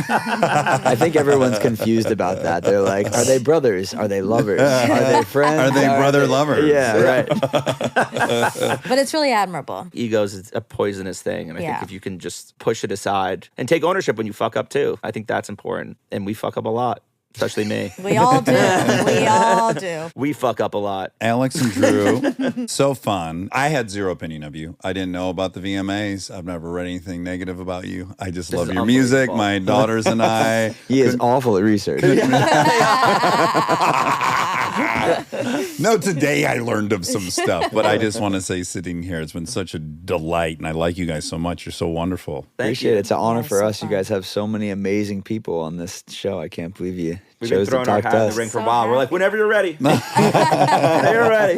Well, it was we're a happy. blast. say. We're going to rudely insist that we join you on a flight to Vegas and Absolutely. go. I would love that. I mean, we've had lots of, sober. Chris D'Elia doesn't drink at all. He's Yeah. He really lets people know, though. He's a comedian. So people are Yeah. always like, come on, have a shot. He's like, no, I don't drink. I think he has a whole bit about that. They're like, never? He's like, nah, I don't drink. He's like, not even one? I'm sure you have to battle that all the time. You're like, I am sober. Like, I don't drink. There's not a caveat. I love it because I have so many go-tos over refining them. We were flying back from England, and this stewardess was just so bummed I wasn't having any of the many refreshments Yeah. that she was offering, right? Do you want the champagne right out of the gates? No. Would you like this wine for dinner? No. And she's like, you're really not going to drink? And I go, I will drink if you know someone's got cocaine on this flight. And then she just looked at me like she got it. Yeah.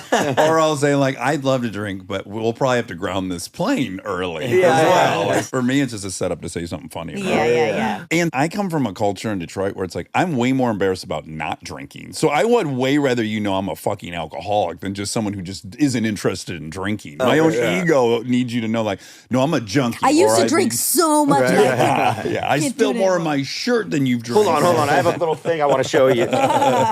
Watch this video of me right before I got sober. You think that guy should drink? No. All right, guys, so much Appreciate fun. it. And we are 100% coming to see you play. Excellent. All right. Looking Take care. forward to it. Cheers. Thank you, guys. Stick around for the fact check. Because they're human, they make lots of mistakes. Chainsmokers, go Chainsmokers. What are your plans in New York City, Missy? Yeah, piece of fucking shit. New York City, the land of skyscrapers. Do you know how you get to Carnegie Hall once you're there? How? Lots of practice. Oh my God, I've never Yes, you have. I think I've I've told it never to you heard that. before. heard that. I learned it from Sean Hayes. I want to give all props to Sean Hayes. Wow, that's really funny. I have some dinner plans. Which restaurants are you going to go to, Emily? You're not going to go all the way to Brooklyn, are I you? do want to go to Emily. I haven't been in a few trips, so I need that. I'll probably try to do that when I'm closer, when I'm on the Bowery side. Yeah. So I'm gonna shop. I'm gonna eat. What are there any items in particular you think you're going to buy? No. Like, are you going there like, I'm on a mission for a purse? Well, I Do we even say purse anymore? A bag? Oh, you can say purse. Oh, okay. I think. I don't think it's canceled. Oh, okay. I want a camel-colored coat. Camel hair? No, camel colored. I don't know. Okay. I don't know yet the Fabric. the materials. My dad had quite a few camel hair coats. Oh, Those really? were very popular. Okay, and was it long? Long coat, yeah. Oh, but was it long hair? God, no. Like a muskox? Just like long strands. bear pelt? Kind of imagine it with like long strands. I can understand where you would think know? that. But just imagine your normal coat, but it's Oh. made of camel hair. Was it scratchy? It wasn't like, well, in the way that wool is. Okay. It's not a alpaca No, or cashmere. or cashmere. And then I want to go to this place, Thai Diner. It's Why didn't they also name cool. it Tyner? Well, That would have been I'll way ask. better. Okay. Thai Diner, you're almost there. Thai Diner. Tyner. It's a hot spot. Okay. CNBC? I don't know. I bet. If you heard about it over the transom and you heard it's a hot spot, it's got to be a CNBC. CNBC. CNBC. MSN CNBC. And then Molly's coming, which I'm so excited So about fun. for a couple days, which will be really nice. She doesn't eat burgers, though. Yeah. That's my only criticism of Molly as a human being Yeah. is that she doesn't eat cheeseburgers. But we went to Emily Burger together. I took her there. There's pizza. It's a pizza place. Delicious pizza. Yeah. And a really incredible broccoli salad, too. Yeah. Ooh. So she has stuff to eat. Okay. Plus, there's a cake in New York that we it's love. heartbreaking that someone wouldn't be experiencing the burger. Because great, I've eaten all the other food. It's fantastic. Oh, Everything on the menu is great. The burger's in a whole world unto itself. She can't appreciate it. We have to accept that. It's like Cherry's Garcia. When we were on that flight, we were discovering the pleasures of Cherry Garcia. Can you imagine if someone couldn't? They were allergic to cherries And okay, I think and Garcia. more likely they're allergic to dairy, which is a lot of people. Yeah. In fact, for a long time, me. Oh my God, this is a ding, ding, ding. What? Also, if anyone from Thai Diner, also Tyner. nope, Okay. Via Carota. I don't know if I'm saying any of these right. If they want to, like, I'm saying it now. I'd like to come in. Oh, okay, great. So if you see her, invite her in. Let me in. Wave her Because I in. think it's hard with reservations. Oh, and Molly and I have this special cake we love. You're not going to like the sound of it. Okay. The It doesn't sound pitch of it well? is vanilla meringue. Yeah, the okay? meringue's a little off-putting. Exactly. Yeah. Okay, that's what I said when she first told me about it. Right. She's like, we have to go to this place. They have this cake. It's so good. It's this meringue. And I was like, oh, God, all right, fine. I Right. guess I'll sacrifice This one dessert. Yeah. Yeah. There'll be others. And then it was so good. She was right. It's not the type of meringue you're thinking and that I was thinking. Big yellow eggy meringue. Yeah, it's delicious. So I'll be having that with her. I don't know. But this is a ding, ding, ding because the Chainsmokers, we talk about Craig's, the restaurant in Los Angeles, Craig's. Which I don't know about. I know, which I find shocking. Because? Because I'm just... Is it like Chateau or something? Yeah. Okay. It's a CNBC. Okay. Big time. Big MSNBC. And I thought you would have known it in your days when you liked to Oh, it's been around CNBC. forever. It's not new? It's not new. Then maybe I've been there. I wonder if I should look up a photograph. Let's see. Craig's Restaurant? In West Hollywood. Craig's Restaurant, Hollywood. You sound What if like that's how I always Frito. talk to my photos? You know what? You've been there with a fancy pants person, I'm sure. It's going to be worse than that for you. I think I went there with Ashley. Wow. Is that like Melrose and La Cienega-ish area? Ish. Yeah. I think I went there with her. Did you have the honey chicken?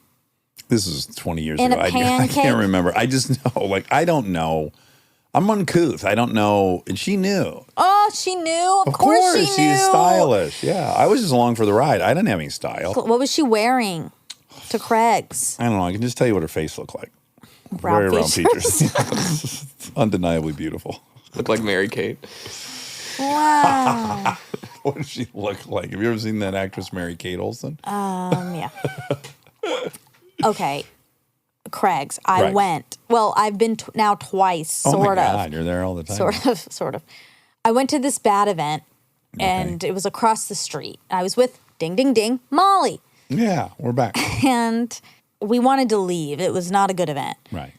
and we weren't eating enough food there. We weren't being served enough food. That's a sign of a bad event when there's not enough food for the guests. Correct. Mm-hmm. Craig's is across the street. Molly said, we could try to go to Craig's. Uh-huh. I was like, oh my God, I want to go. I've been wanting to go there. I had never been there.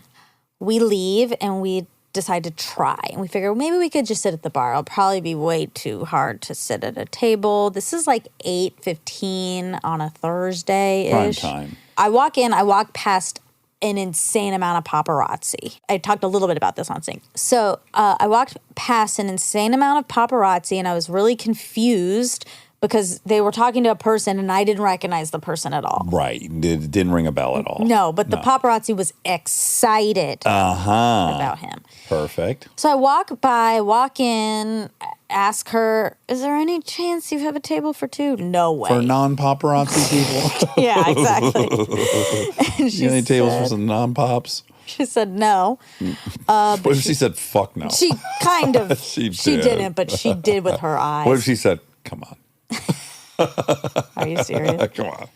You But put I me through looked this? cute because I was at this event. Yeah. So I was dressed to the Niners. But on top of it, I had a ding, ding, ding row coat on. Oh my God. I The was symmetry very right now fancy. is outrageous. It's too much, really. Yeah. So It's getting suspicious. she was like, you can try the bar. There's probably a wait list there. You can put your name on the wait list. Make sure you talk to a bartender to put your name on the wait list. Make sure you like make contact with them. And I was like, Right. okay.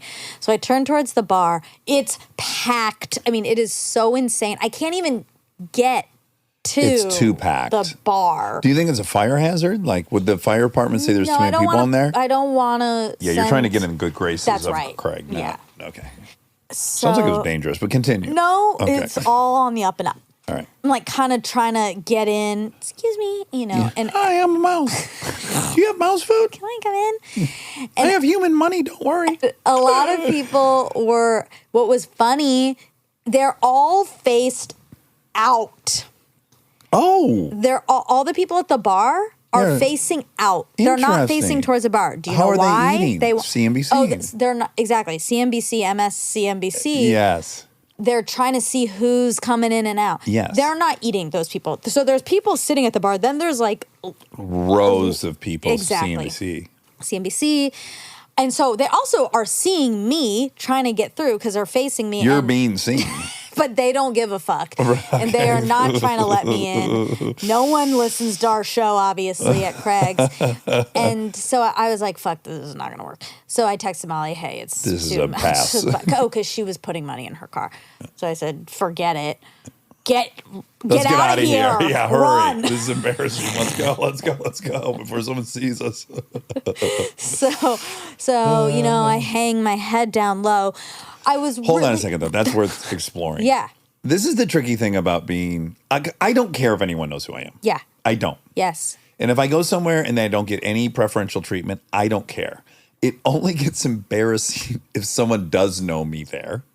Oh. A bystander is like, that's Dax. And then they see me get turned away. Then I get self-conscious, like, oh boy. Oh, that's funny. They're going to tell people like, oh, Dax Shepard, they went and serve him or whatever.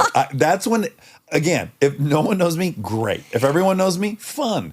It's when the right people don't know me, but a couple people saw me get shut down. That I can get embarrassed by that. That's interesting. I like your honesty. Okay. Because I don't have that. If someone is noticing me, I'm like, oh, this is great. Maybe then Tell the bartender. Yeah, maybe they'll get me on that list because I want to eat the honey chicken that Molly has been now talking up for 2 hours at the. Oh, getting your. You know how yeah. my taste buds react. That's right. Once I get it in my Salivating. head, You probably were drooling all over I the place. have to have it. Yeah, insatiable.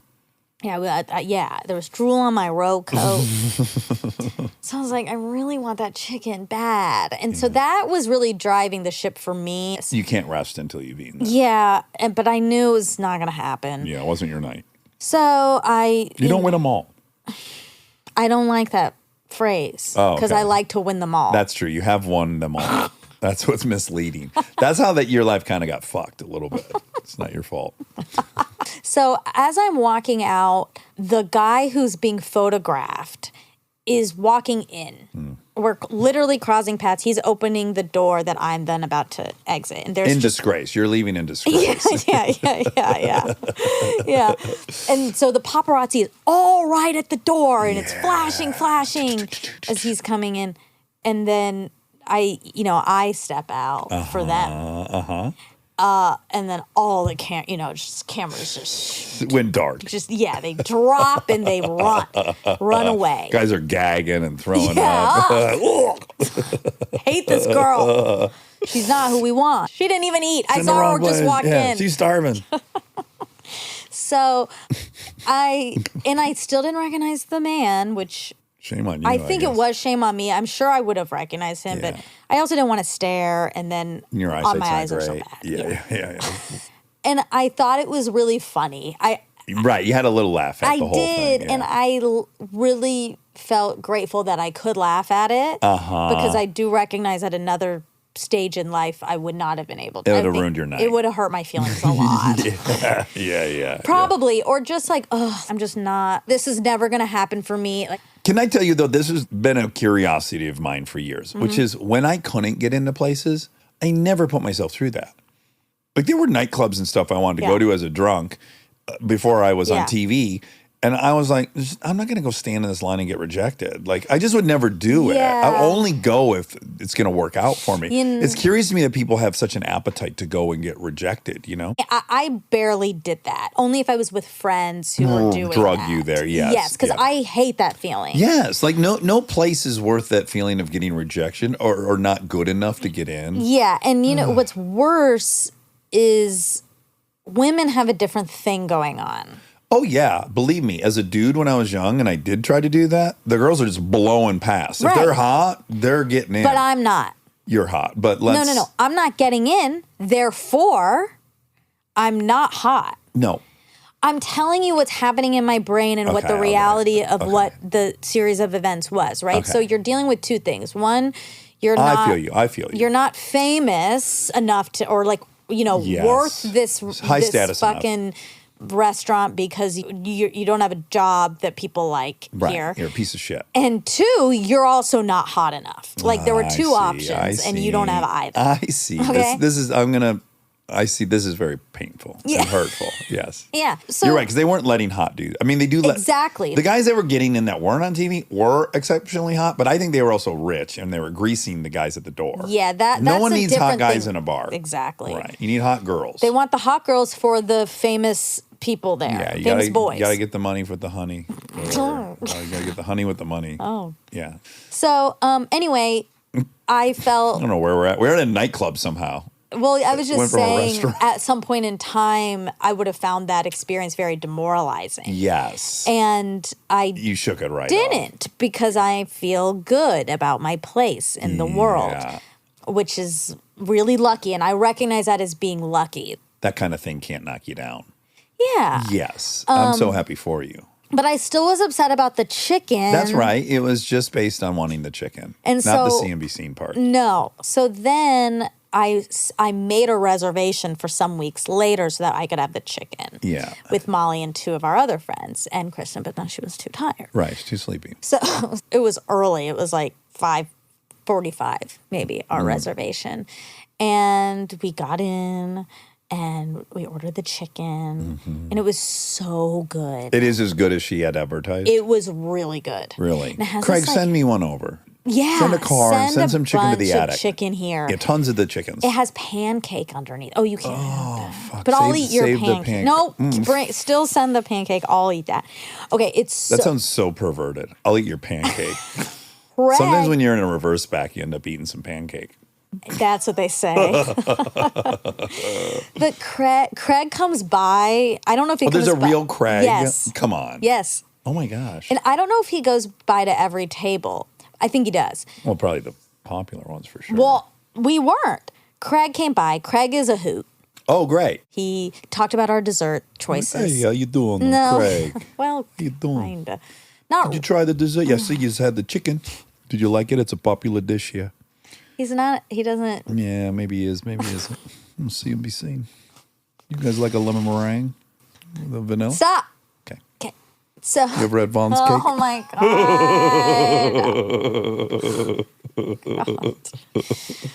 So he was talking to us, and I felt that he was paying a lot of attention to Molly. Okay. Molly's, for people who don't know, incredibly gorgeous. It's beautiful. And so my feelings were hurt a little bit. Okay. Okay? Like old feelings were popping up at Craig's. This is a minefield, this place. I don't know why you are there. The chicken. Very damn good chicken. Okay. So I didn't know that was going to happen. It was like everything was great. Everything's good. We're at Craig's. We're eating the chicken. Here's Craig. The dessert was great. Craig comes by. Yeah. Hey, how you doing? But he's really focusing his attention on her. Yeah, what's your name? He didn't ask, and he's not Italian. Okay. That I know of. I don't want to Okay. offend him. Okay. So he talks to her, or he talks to us, but mainly But her. her slash her. And keeps it moving, whatever. We realize there is a celebrity sighting next to us. I think this is relevant to bring up. The celebrity sighting? No, just to pause you for 1 second on Molly. Okay. To soften what your experience was. Okay. As you recall, Molly and Kristen were in France together, and they were taking this bicycle cab around everywhere. Uh-huh. And the bicycle driver completely ignored Kristen and was like, Molly, Molly, Molly, Molly, holding up condoms to Molly. Like, just to put it in reference. Molly, I would say this is true. 2 out of every 5 times I'm out with her, some stranger comes up to us and tells her how beautiful she is. Oh, right. Can you imagine? No. I can't imagine. No, I cannot imagine. It must be so fun. Although I bet if it's happening to you, you're annoyed by it. But for me, I would love I don't think it. she's annoyed by it, but she's also always blushes, and it's really sweet and cute. Yeah, and like looks like she, it's the of first time course, she's ever been told. exactly, which is so eye rolly for me, but it's very sweet and endearing. But it does lower my self esteem. So Celebrity sighting. yeah, then there was a celebrity sighting next to us. Yeah. An old friend of yours, Who was it? Justin Thoreau. Jay Thoreau. Best Justin style in the biz. Thoreau. That's fun. I know. You love his style. It's incredible. And he was next to us with a big group of friends. He's got like motorcycle streetwear look. Mm-hmm. But it's like elevated. Yeah, he has great style. Yeah, really good style. And he was there, and then we left. And He didn't say anything to Molly. I don't know. I'm sure he was thinking it. We get up and get ready to go, and we stop by the bathroom. Then Craig stops us by the bathroom. Oh, wow. again. In round 2. Yes. And Molly, Molly, Molly. he's mad for us that we're waiting. For the bathroom. Yeah. Well, that Molly's waiting. And he's upset for her. But and then that was that. That was that. We left again. We walked by a whole bunch of paparazzi. I was told that they give cookies at the valet, but we didn't get any cookies. You know what's interesting though? I've been in your situation more than I've not. So like all my times in LA, like 80% of them were with Scotty. Yeah. And Scotty was just hands down. Everywhere we went, every girl was in love with him. Mm-hmm. This is a fact. Then I was with Kutcher for a long time. I get real. No one's, I was fine with it. I kind of like. But you have also had lots of girlfriends and lots of female approval. That's very true. That's very true. Very true. Yeah, that's very true. The fear and insecurity is about not getting Noticed. picked. Yeah. It's I do feel fairly confident that once I'm in with a person that like I have things to offer them. Right. But it's that initial thing, turn your head that I don't have. Well, Okay. Anyway. I don't accept that. Well, you're gonna. Do you have it on the same level as Molly? Nope. Yeah. Totally agree with you. Are many dudes turning and looking at you? Yes, that's also true. Okay. Great. Okay. I'll accept it. Okay, great. We both accepted stuff. That's great. All right. Okay. So, Craig's. It was just so great Craig's. because Chainsmokers. Chainsmokers can't get Craig. into Craig's, Yes. which is funny. I have a weird update. Tell me. So my friend Vincent's staying here. Yes, Vincent D'Onofrio. Yes. Friend of the pod. Friend of the pod, friend of the family. Yeah. I love him so much. We've had such a fun time on his visit. We hiked. Do you know we hiked? This is insane. We go hiking, me, him, and Jake Johnson. Do you know me and Jake Johnson now are like hiking buddies? Once a week we go. That's fun. It's so fun. And so D'Onofrio's in town. I said, why don't you come hiking with us? He's like, okay, where are we hiking? I go up to the observatory. D'Onofrio, you've seen him since you've been here. He's in insane shape. He's 64 and he's fucking jacked and is in incredible shape. And he said, Last time I tried, I didn't make it. Really? And I go, okay. He goes like, but I'm in better shape, so let's go. Okay. He went right up to the observatory, no ish. And then Jake was like, let's just walk across the parking lot to the other trail. Take a look, let's see. We don't have to walk far. We ended up walking to the very, do you even know where the very peak is up there? It's above the Hollywood sign. What? It's 2x of the hike up to the observatory. Oh my Like, God. the observatory is 1/3 of the way there. Oh. It was a 3-hour hike. That sounds impossible. It was awesome. Great. And we got to the very top. And I got to tell you, I know it's not your thing hiking. You should put it on your bucket list. The view from the very top is the craziest view. Wow. It is, you see everything. Normally you can see Hollywood and downtown LA. Maybe you get a bit of the beach and the west side. Or you're on the other side and you see the San Fernando Valley. This is every single thing. Wow. You see the San Gabriel Mountains, you see Glendale, you see the entire San Fernando Valley, all of Hollywood, all of LA, Long Beach, the Catalina Island. I'm like, if you could have a house at the peak of this, what a privilege that would be. That's not even the point of my story. It was a great hike. So his daughter, Layla, came over, who's a great actress as well. And she brought her friend Ben, who she was on a show with. This dude is radical, rode up on a motorcycle. I'm like, God damn, this fucking guy. He's here to take over my life. Oh, wow. He's gonna beat me senseless in front of my children and run off with everything. Wonderful dude. We were talking about Vegas, and then I said, I interviewed the Chainsmokers recently, and I shamelessly asked if I could join them. And he said, I'm very good friends with both of them, and I've done that trip a bunch of times. Oh, fun. He described it. They were downplaying it. Mm-hmm. He said it's the most magical evening you can have. Like, it's the most special. I'd love to go. Oh, I so want to go. Yeah, very cool. I really like these guys. Me too. They're lovely. Okay, a couple facts, though. They told a story that Jason Derulo had a python. Were you able to? I was really not able to corroborate that. I'm shocked you left it in, actually.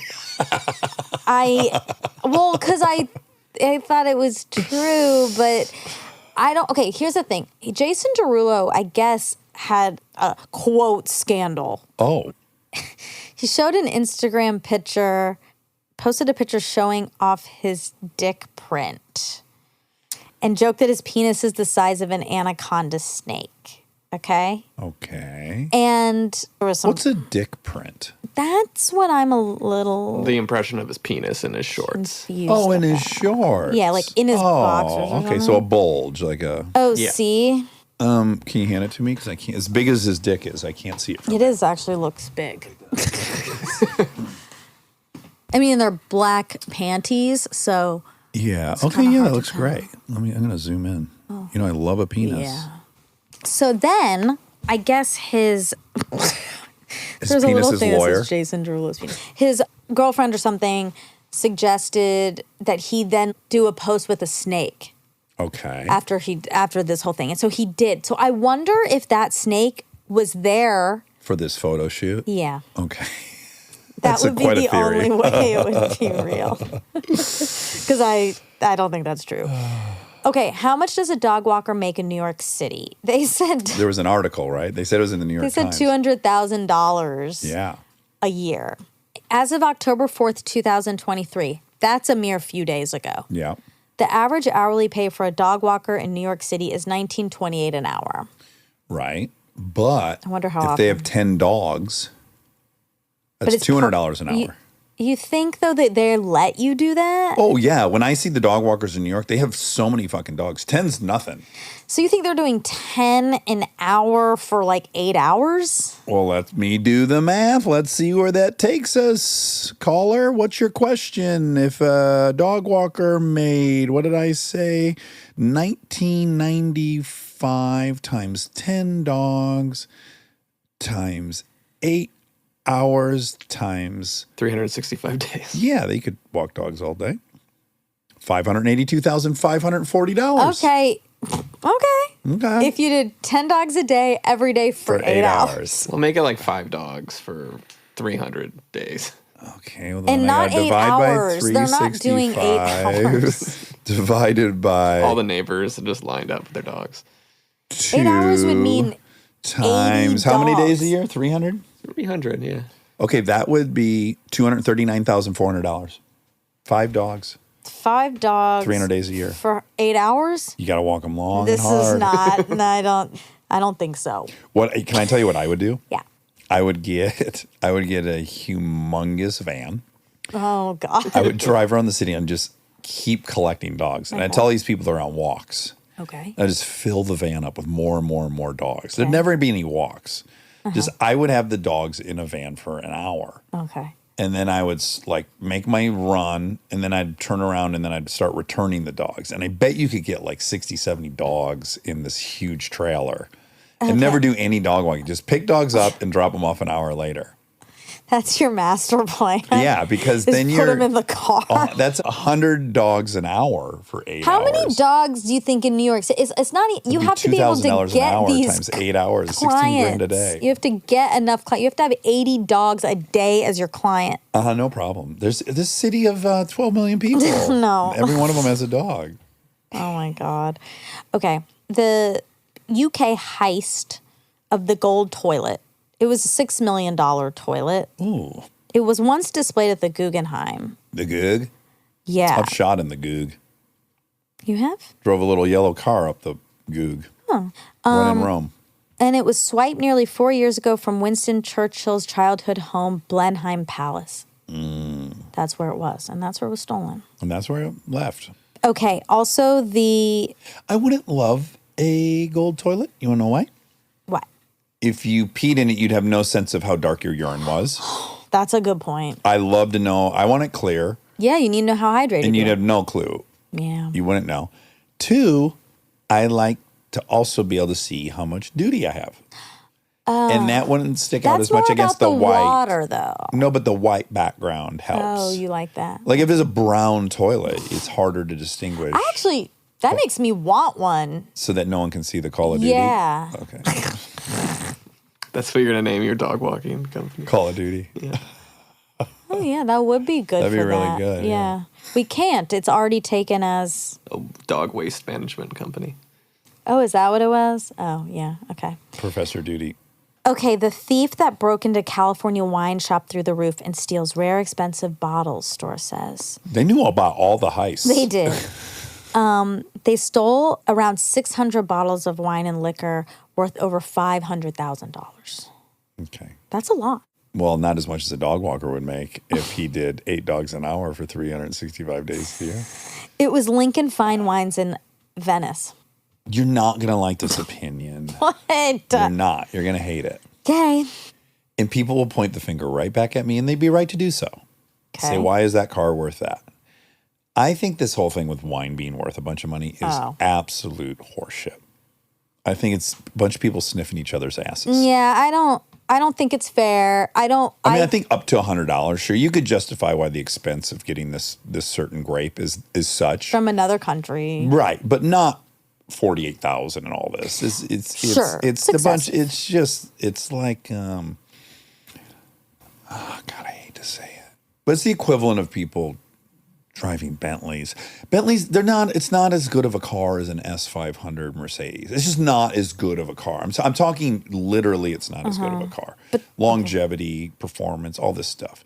It's 5x the price. It's solely to say I got money. I don't love that. But the wine is better.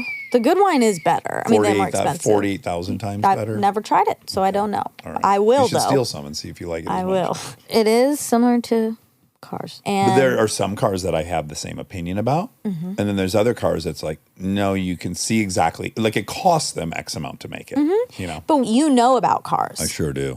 And you don't know about wine. I know enough to say No, that you no don't. bottle of wine should No. be 50,000. No, you don't. Because I think people would say no car should be worth blah, blah, blah. If the grape was grown on Mars or the moon, I would maybe believe I think it. you should accept that you don't know about wine. about wine. Okay.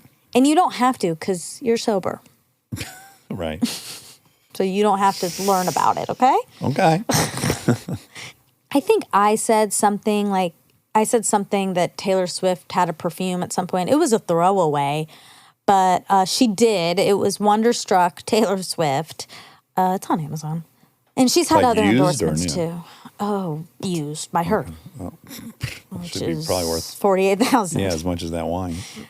Okay, Calvin Harris, you were asking greedy questions about money. Yeah, they never did tell me how much money they made. I know, which I applaud them for it. Me too. I liked but that. I did want to know. Still want to know. Between 2006, again, this is on fucking Celebrity Net Worth, which is a Poop.com. lie. It's a Yes, lie. It is. Between June 2016 and June 2017, Calvin earned $49 million. Between 2017 and 2018, Calvin earned $50 million. But that's made up. So he could buy, just really quick, he could buy 100 of those wine thefts. How long would a dog walker have to walk in New York to make $50 million? He'd have to walk 100 years. No, yes, 100 years. Because each year he's making 500 grand. So every 10 years he makes 5.8 million. He didn't make 500. Yes, at 365 at 8 dogs an 10 hour. dogs an hour. Yes, that was 5. The first number was 540. I know, but we made that so inflated because that's unrealistic.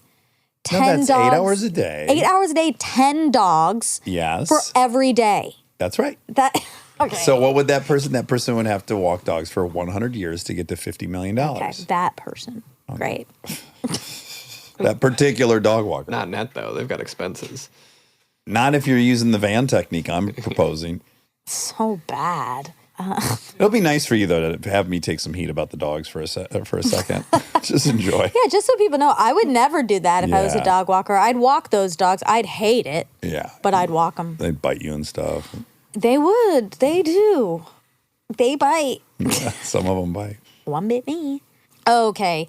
You said money makes you happy until 160,000. That was before you learned the new number. That's right. 500,000. Man, 500,000 keeps coming up. These dog walkers nailed it. Although that does not sound like a good life.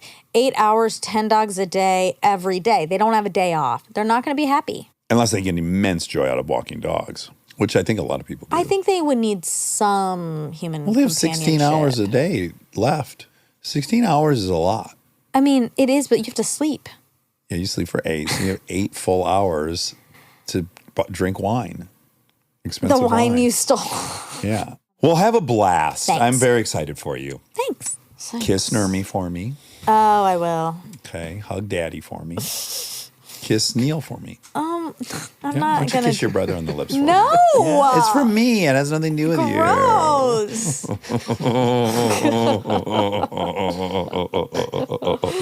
All right. Love you. Love you.